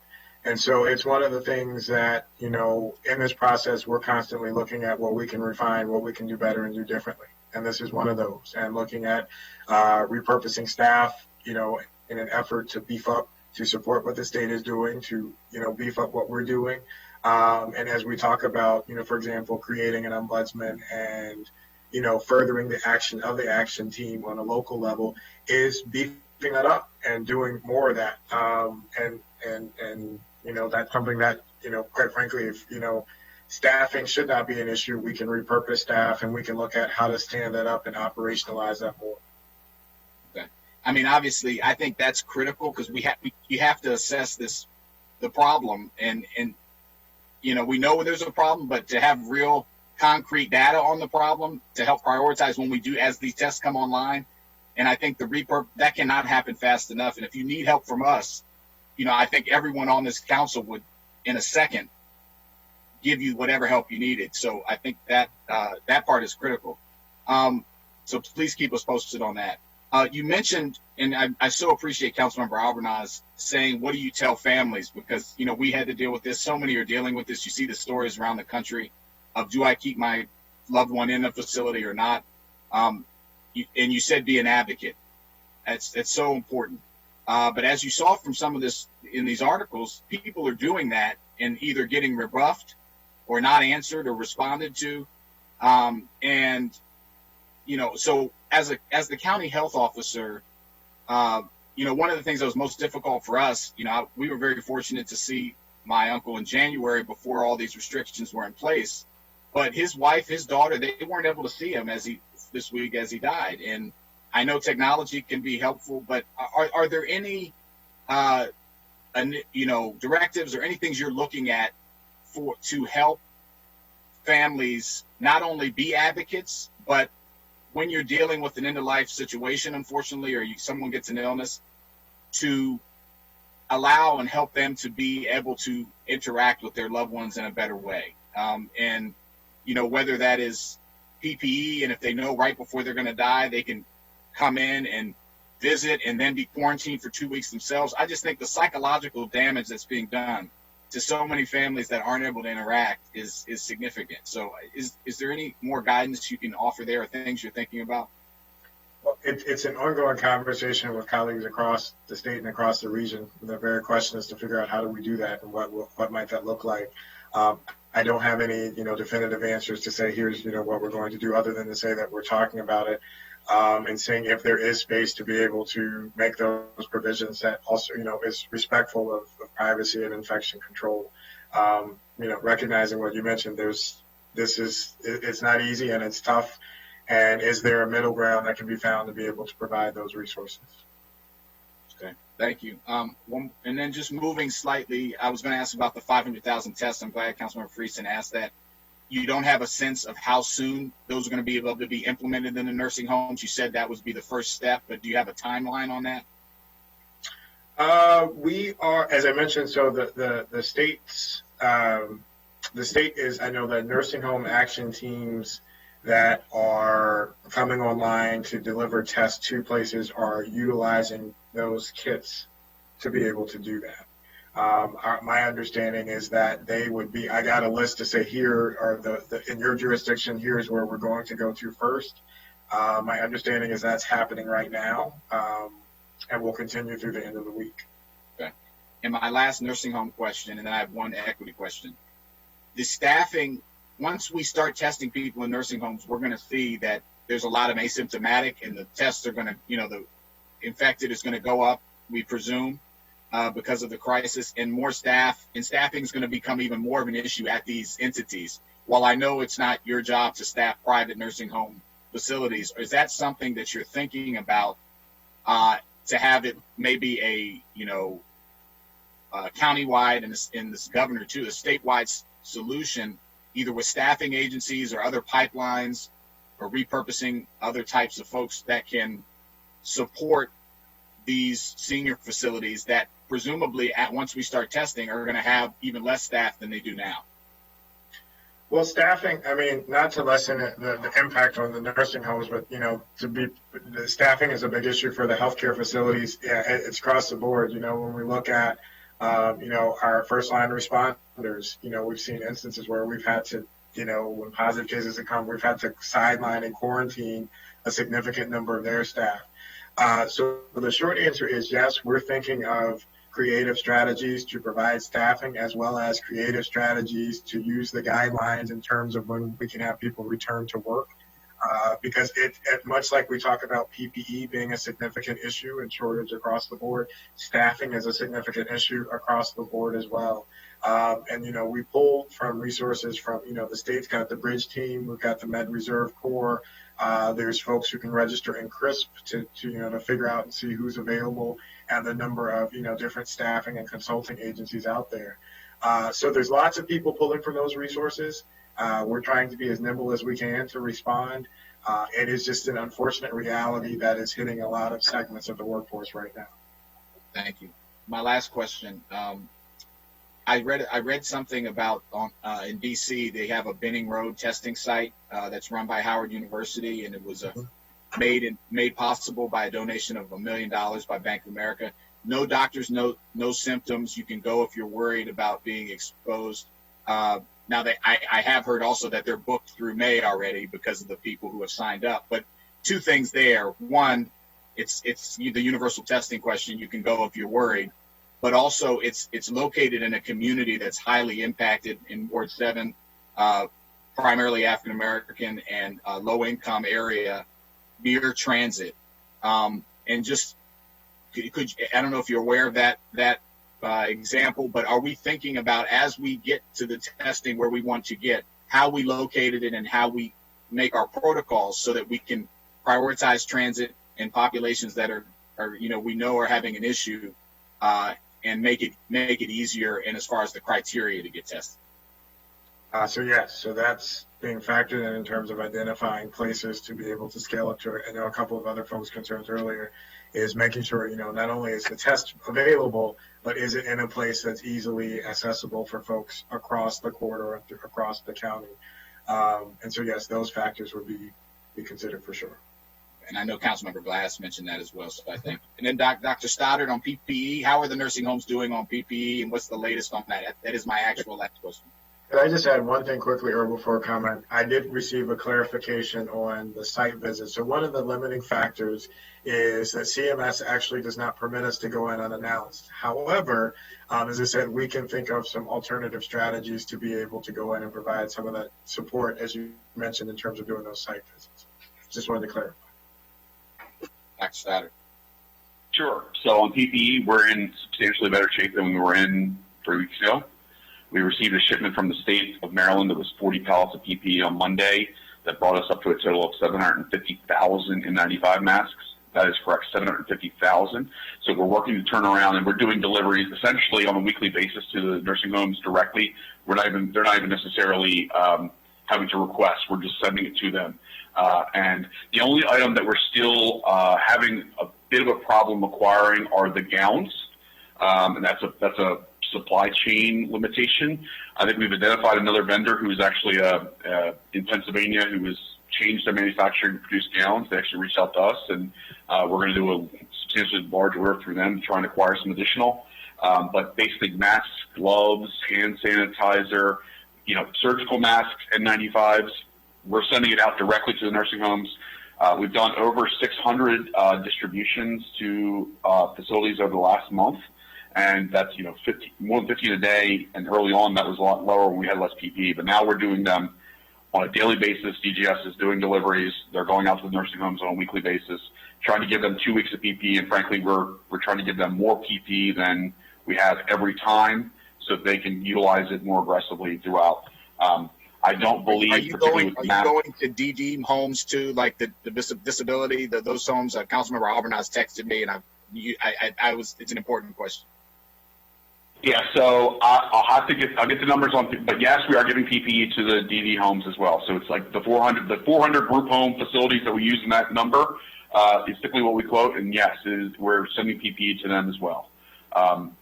The nursing homes and long-term care facilities that have the most medically fragile get the most of the PPE, but the group homes are obviously definitely giving PPE as well. Thank you. That's good news. Thank you, Mr. President. Thank you. Dr. Gales, there again, we're at an hour and a half, and I know that you always have a tight schedule. We still have some other council members that want to speak, and we also haven't heard from Dr. Stoddard or Dr. Crowell. Vice President Hucker. And so, Dr. Gales, if you have to leave, please let us know. We realize you have other things to do as well. Vice President Hucker. Thank you, Mr. President. My colleagues have such good questions. I keep writing a lot down and then crossing them out. But Dr. Gales, I'm sorry for your losses, and Will, obviously, for yours as well. And I'm fearful we're gonna have this conversation more and more before this is all over. And I agree with what Councilmember Rice said about how welcome your comments about the economic and racial impacts of who's on the front lines. And while that's certainly true of our private sector, we had a big discussion of our public sector employees yesterday, and they're very much people of color as well. And I hope we are able to continue to keep them on our focus as well. I had a couple questions about nursing homes, and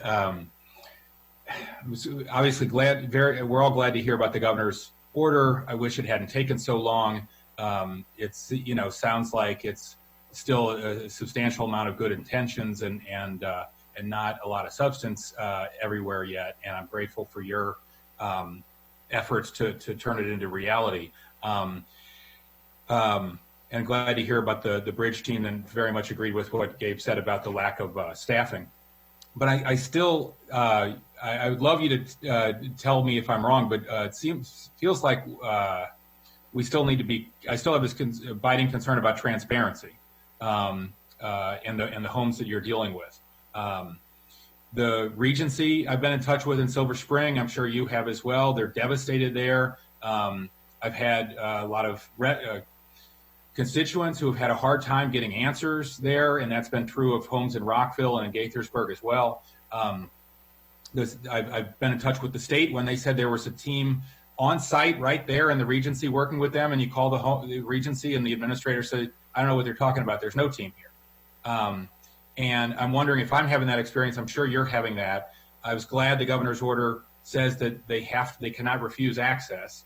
But in the teams that you're sending out, I mean, do you feel like you know today the extent that how accurate do you feel like the numbers you have on the number of amount of testing and the number of cases in each home is? And have you had homes in Montgomery County that have refused access prior to the governor's order? And do you feel like you're getting accurate information from them in cooperation? Great question. So the first question in terms of an accurate depiction of test and results. So from that perspective, we do. So any test that is ordered with a Montgomery County address is fed into the net system, so we see it. So if it tests negative or tests positive, we have access to all of that information. So any individuals who have, again, met the criteria, demonstrated symptoms to date, that's the criteria, have been tested, and those results are fed into the net system. Now, what we're proposing to do, again, consistent and actually moves a little bit beyond what the governor's directive says, says is testing, residents regardless of their symptom status. So we'd be testing asymptomatic individuals as well as the nursing home staff, regardless of their symptom status. So I feel like we have an adequate, depiction of that. The facilities have called. We're following the line list. Facilities are required to have a medical checkup of all the residents on a daily basis. So I do feel in that aspect we are getting that information. And I think the transparency piece falls more so on the other side of it in terms of, the delivery of information to residents and their families. And again, we've been pushing and encouraging the facilities to do that. Again, in every instance, they are required by CMS, Center for Medicare and Medicaid Services, to notify the families and the families of the residents who've tested positive and their guardians of that information. And we have pushed them to put that information out to the residents, all other residents and families in the facilities as well. And I would say, again, the overwhelming majority of facilities have been compliant in that. As you pointed out, there's some that haven't, and we have pushed them, and we have leveraged a number of tools to encourage them to do so. To date, I am not aware of any facility that we did have one facility initially say, we're not interested in a site visit, but I can say that has been rescheduled and the site visit is happening. Can you add any information on what's your understanding of the Regency today? I can get back to you again. I don't have the spreadsheet in terms of the numbers, but we can have a conversation offline about Sure. that. I mean, I can share. When I've spoken to the administrator, he says, oh yeah, we have everybody that needs to be in isolation, completely in isolation, no staff, no PPE or changing sides. We have everything we need except gowns is what he said, Dr. Stoddard. And I have a couple new leads on a gown manufacturer for you I got to send. But then you talk to client families who are visiting their relatives and worried night and day about their relatives. And they say they go there and they can't get, consistent information and they don't have enough equipment. So it's hard to know, I think all of us, it's hard to know what's really happening. And then Potomac Valley, after the Washington Post article appeared yesterday, I'm told staff began rapidly relocating clients, some in the middle of their dinner, to isolation units, in some cases throwing all their goods into trash bags to be moved into isolation units really sort of chaotically. Are there protocols about how that's supposed to be done? And if someone from the state or the county isn't in there, how are you enforcing those? So yes, there are protocols. The governor's directive clearly lays out the process of any individuals who have tested positive should be cohorted. There should be dedicated PPE.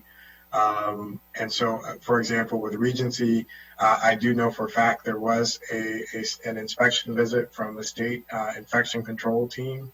That happened on April 28th, actually. And we do have guidance for that. This isn't the proper forum to talk that through, but, separate conversation. And that was the state's objective review of the facility. And as it relates to, I know Potomac Valley, I'm not aware of what you described. I will share that with our team. I do know that we have requested a state site visit for them as well, and have been told that that has been approved. Thank you. And last question, others have asked this in different ways, but just let me ask, is there anything you feel like you need that you don't have from us? You know, I know it's probably hard because you all have asked that question and I don't always have an answer. You know, at this point, I think the big thing is, you know, testing capacity and having more access to tests will be big. I think that will be a game changer that will help move a lot of these things through. For example, you know, we have new testing modalities that are less intensive in terms of trying to collect them, that will allow us to scale up and test a lot of people in a short amount of time. And that's something that, you know, I know you all have pushed for, which is great. It's helped push us, it's helped move, it's helped identify other resources in the community and other spaces to be able to facilitate and move those conversations along. And then continued advocacy, continued representation. You know, and you all demonstrating great leadership. It's not, maybe not my place to say this, but demonstrating, you know, leadership and working with constituents to help address their concerns. And so that's helpful. I know there's no money amount or a staffing amount to say, because, you know, when it relates to staffing, as I was telling Councilman Majwando, there's just a shortage of staff, period. And I would say, you know, making the provisions and the different appropriations to create the financial resources to support these opportunities has been very significant. And I know that may seem a little bit removed from the day-to-day operations, but I'll tell you, being able to be in a jurisdiction where there is that intellectual and financial flexibility to be able to try these things and, you know, throw out different ideas is very substantial and significant. So thank you. Thank you so much for everything you're doing. Thank you, Mr. President. You're on mute. Dr. Crowell is going to have to leave at 1 o'clock, so I'm going to turn to him quickly. But Dr. Gales, on one of the questions about where you're going to have other sites, I would certainly hope that Leisure World, which is obviously a major area for seniors residents, that would be one of the sites that would be considered as well. Okay, thank you. Dr. Crowell, you're on mute as well. There you go. There we go. Well, good afternoon. Thank you all. My update will be brief. I think, Dr. Gale, this has always been a meeting to hear more about where we are in terms of our response to COVID-19. And I think I don't want to break with that tradition. I want to give Dr. Starr his airspace. But I do want to say just a couple of things that it's important to remember that Dr. Gales is functioning as our public health officer in this moment and has strong ties and relationship with the state. But he also is a part of our Health and Human Services department, and as such has the support and backup of the department for most anything he needs and wants. And so as he's beginning to work on this issue of expanding testing and ramping up testing, there are also all the back office supports and pieces that have to fall into place to make that work. It's not just the testing, it's what happens after the testing that's important, and what happens before you get tested that's important, as well as making sure that the folks that are coming through those lines and getting tested and are coming back as positive have not only the healthcare support that they need, but also the human services pieces that they need beyond just getting tested and just getting the test results. You know, we certainly know who's vulnerable and who's at risk, and certainly the work we've been doing the last couple of weeks around identifying the zip codes and the communities that are at greatest risk, and figuring out how we work with Dr. Gills as he stands up testing across the county to make sure that those folks have access in real time to the supports. You know, the challenges across HHS are pretty intense. We are seeing you know, one of the things that's off the radar for most folks, but is still an issue, are the folks that are experiencing overdoses and in need of substance abuse treatment in the county. And those numbers are still there. And as people are isolated and shut down, the risk is rising. We have seen positive C-19 positive cases in a number of our treatment facilities, and have had to go on lockdown for some of those. But I think we have reopened or on the verge of reopening access for more intensive residential treatment in those spaces. I think The income supports pieces we've already talked about in previous setting are mounting across the county. Not only are we seeing state unemployment, folks are applying for employment directly to the state, but folks are coming through our Office of Eligibility Support Services for Medicaid, for temporary cash assistance, for a variety of different services that in numbers that are unprecedented for us. And so we are triaging and redeploying and reconfiguring our staff to make the most use of them to get through this as efficiently and as fast as possible. You all talked about the food task force, and you have that report in front of you, so we don't need to talk about that. We're providing both administrative and channeling the funding through that you all have provided through to them as quickly as we possibly can. I think the other piece of this is that as Dr. Gales talks about the increase of the reach of rapid response teams into the community, we're going to find folks that are positive. We're going to find folks in housing situations where managing their status and managing quarantine is difficult. We are working now to stand up and to create alternatives and protocols to work with families who have one or more family members who are positive, to try to make sure they get the support they need to stay in quarantine, and or families are given options for quarantine. I don't have a full picture on that just yet, but in the next coming weeks we'll have a fuller picture of how that's going to work and play out. I think the overall, I think the issue of support and coordination and as I've listened to you all this morning, the thing that keeps coming back to me is the reality that there are a lot of places, a lot of fires in the county right now. And we, as we look at this and go to working on recovery, planning for the future for how we rebuild and restore this, there's a lot of review of what we missed and what we need to attend to going forward that we'll be doing with Earl and Travis and the county executive and you all to make sure that we hit the hot spots that this is exposed for us, both in terms of equity, but also in terms of things like how our nursing homes are staffed and supported and managed. So there's a lot that we will be doing. There's a lot that we are doing continuously that won't ever rise to your attention, but know that Dr. Gales and his team are doing an incredible amount of work, and the staff of HHS are right there working along beside him. So that's my brief update to you all. If there are any questions that are specific to HHS, I'll stop now. Thank you very much, Dr. Crowell. We sincerely appreciate all your efforts, and I have no speakers on this other than the next speaker that we do have is Councilmember Albernaz. I don't know if he has any specific questions for you. If he does not, then please feel free to go. Please. No, we talk all the time. It's okay. And I want to make sure Dr. Stoddard has a chance for his report. Thanks. Thank you very much. Thank you. Dr. Stoddard, you are next. Might I just give an update to the council, please? We are going to, right after Dr. Stoddard, and if there's any questions of his for him, then we're going to take a 30-minute recess. I don't know what time that's going to be at this moment, but we're going to take a 30-minute recess, come back after the 30 minutes, come back to item number 2 on our agenda, go through as far as we can on the agenda. We have to have a hard stop at 3 so that we can have our bi-county meeting, and then come back, recess this meeting, and then come back again and finish our agenda for the day. We will finish this agenda today. It's just not going to be in the same time frame as the agenda shows right now. Thank you. And Dr. Stoddard, please. Thank you, Council President Katz, members of the County Council. I'm going to keep my remarks brief just to allow us to have some questions be answered as well. I want to highlight a couple things. So we talked a little bit about PPE, as I think I discussed with Councilmember Jawanda, is in a substantially better place than it was 3 weeks ago, with the exception of the isolation gowns. I would certainly appreciate if you have additional places where we can get those.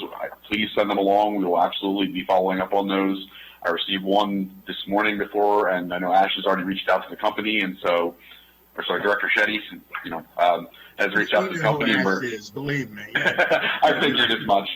The listening public, I want to be as well. So So we've already reached out, and so we're going to, I mean, that's the issue we're pushing on hardest right now is isolation gowns. Obviously, the state delivery of 500,000-ish N95s is tremendous.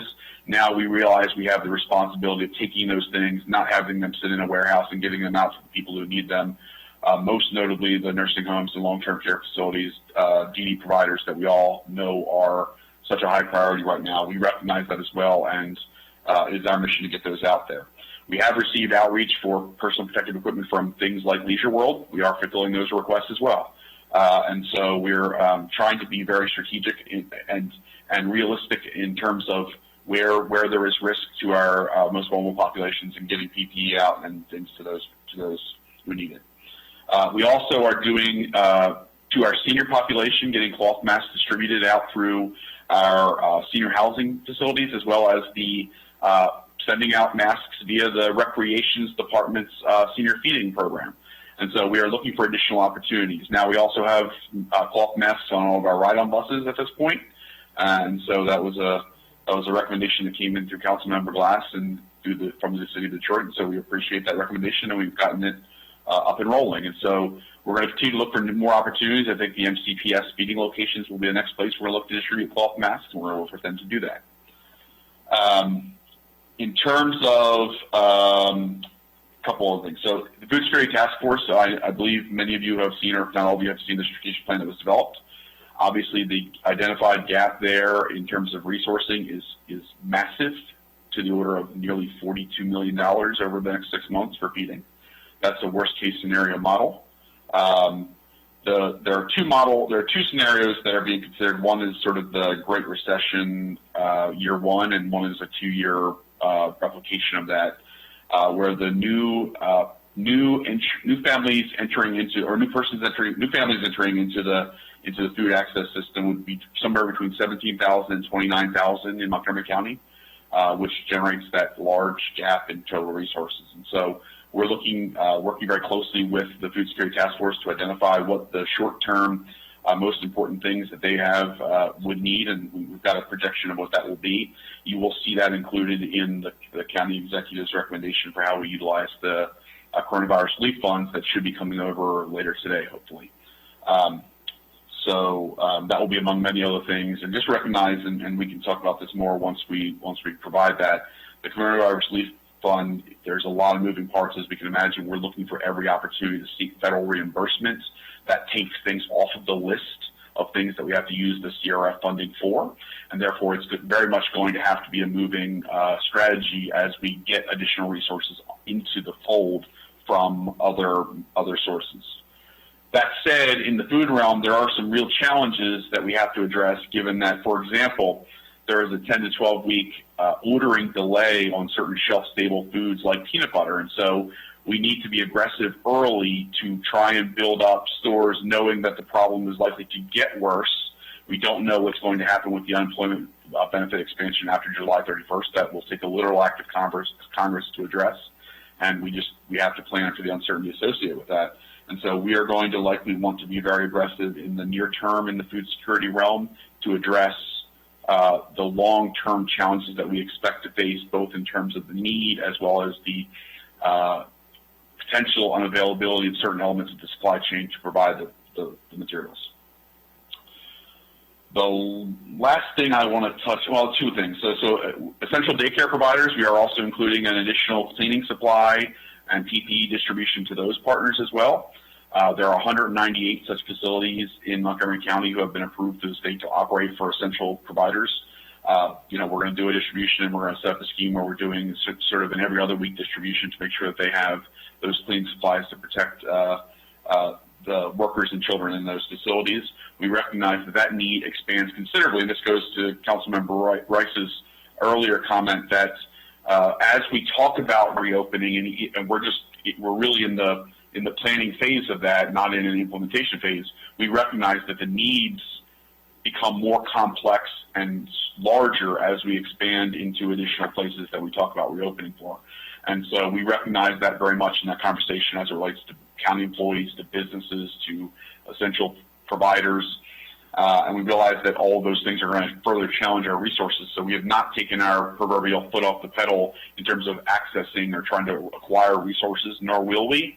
And we'll continue with that mission to make sure that we have enough resources available in the response phase, and then can have a nice stockpile to consider either for a second wave of coronavirus that could hit us in the fall, or also for the recovery efforts that will be necessary even in the context of coronavirus.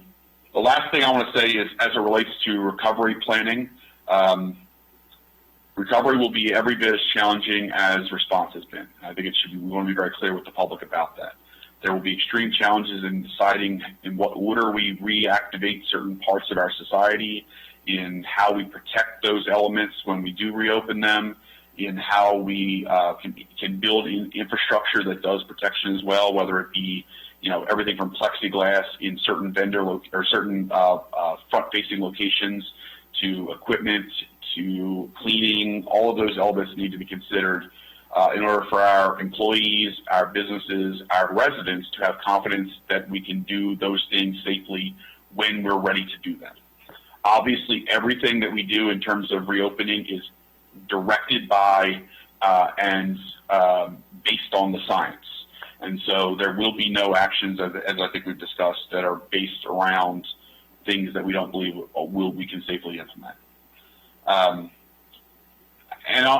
will just add on a personal note. I know Dr. Gales is very reticent to speak about things that we aren't fully in place yet. But I will say that from the conversations that Dr. Gales and I have had, I am more confident today than at any point during this whole event that we will have robust testing very, very soon, and that we've got a number of things in the works that are very, very close. We want to make sure we have the I's dotted, and T's crossed before we talk about real broadly. But things are very close, and the public health team has done tremendous work. Our procurement team has done tremendous work. We are very close on some really robust things that I think will address many of the questions that you have raised in the testing arena, and continue to raise, and with good reason. So that's it. I'm going to open it up for questions. Thank you.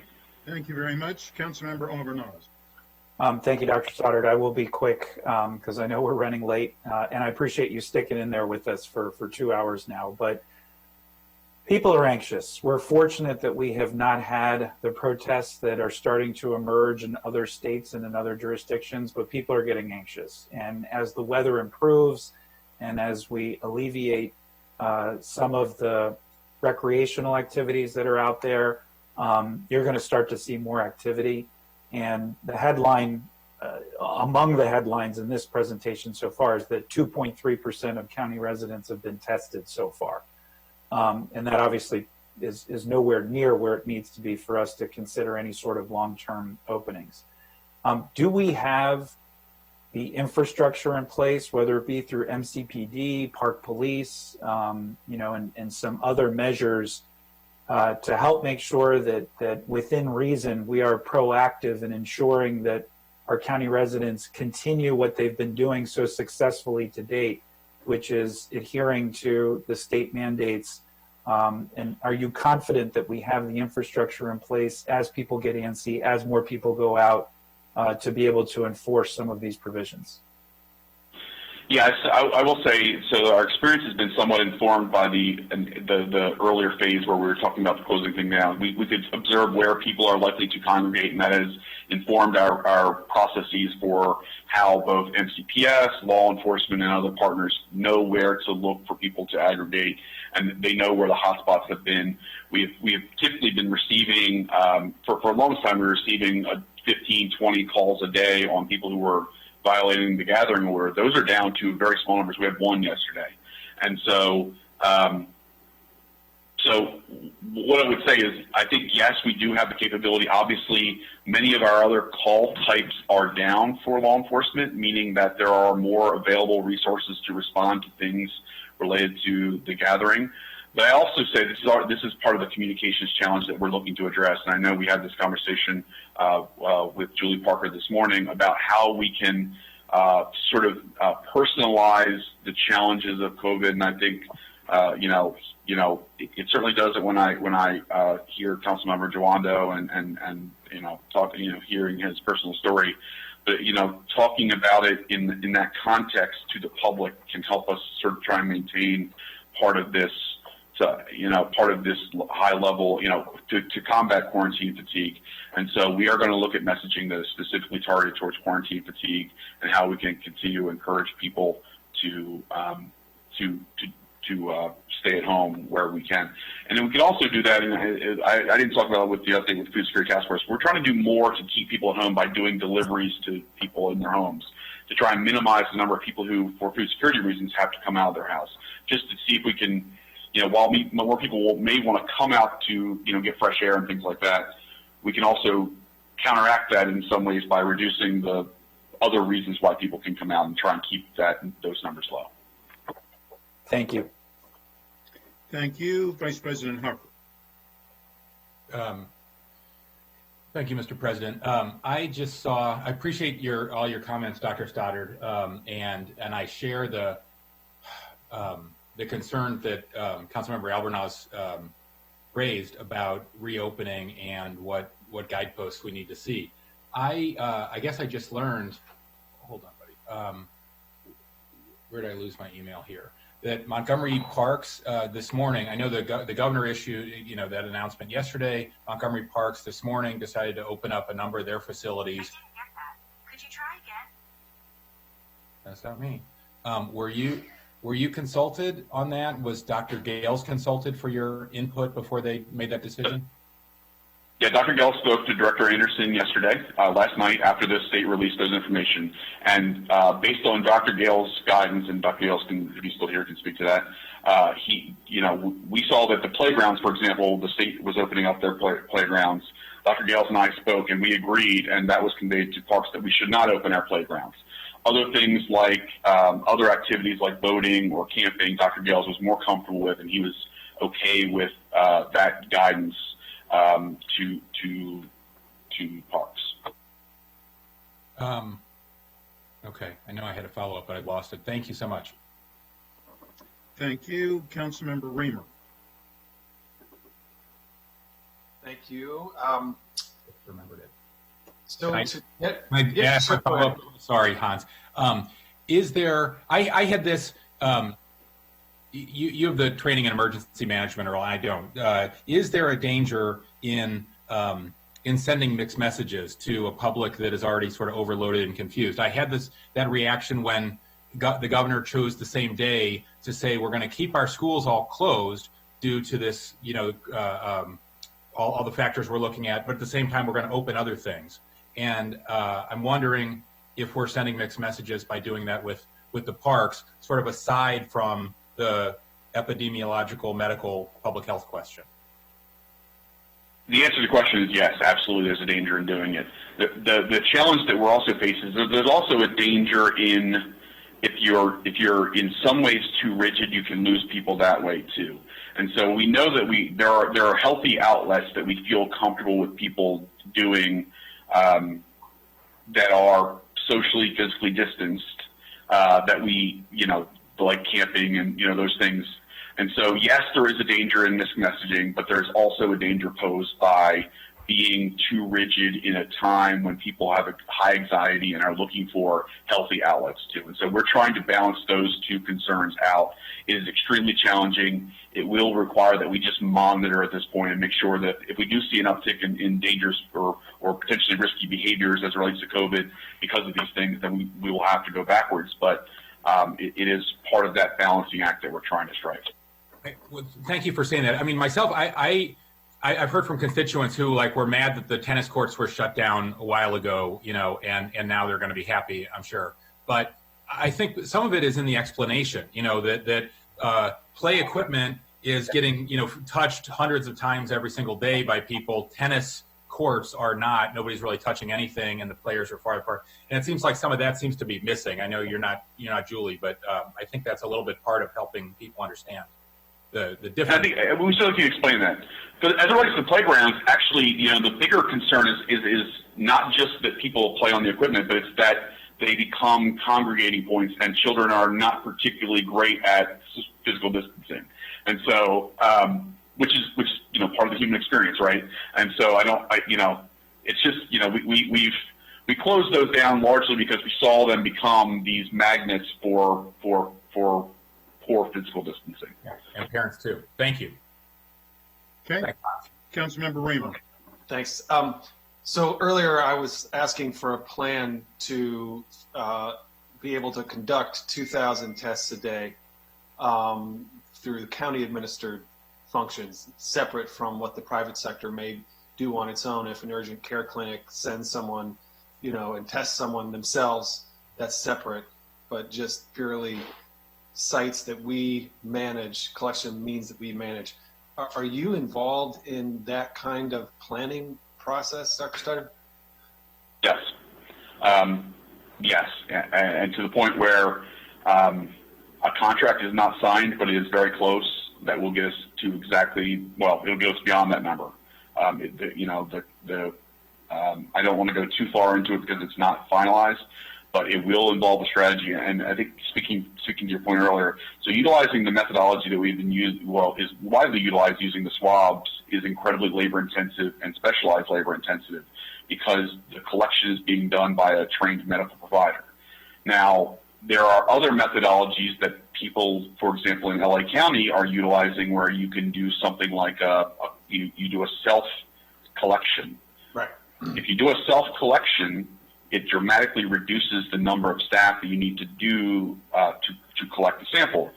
I believe in LA County, they're essentially having a drive-up where people receive the test, they close their windows, they take the sample, and they go further along the pathway, and they drop their test with their information in a closed container into essentially a trash bin that is a collection point for a whole bunch of tests. Those then get taken and processed by a laboratory. And in that model, it's very non-labor intensive. You could probably do a site with 5 or 6 or 10 people at most. And so in that setting, yes, I am involved in the planning efforts around this. It is extremely close, and I believe that we'll be able to ramp up very very quickly once this. We've already looked at sites to do it in. We're going to do, hopefully beginning early next week, do walkthroughs of those sites. That's how close we are to operational in expanding the capacity to do the collection and then having the laboratory on the back end. And so I think the change in methodology in terms of collection from going from a nasal swab to something other than a nasal swab dramatically reduces the amount of staff and therefore expands the opportunities for locations as well. And I think that you're going to hear a lot more about this over the next few days as we finalize those strategies. But it will get to that 2,000 a day that you are talking about. Thank you. Thank you. Thank you very much, Dr. Stoddard. We have no other questions. Just so everyone understands what we're doing, we're going to have a recess now until 1:45. Until 1:45. We'll come back at 1:45 and start with agenda item number 2. We're all the way up to agenda item number 2, and that which is the Housing Initiative Fund. Now, in all fairness, we do get to skip 5 because we just went through that. We will go through our agenda items, and we're going to have a hard recess, called recess at 3 o'clock, so that we can have our bi-county meeting with the Prince George's County, and then we will come back to this meeting and finish up our agenda. We will finish up this agenda today. Thank you very much. See everybody at 1:45. Thank you.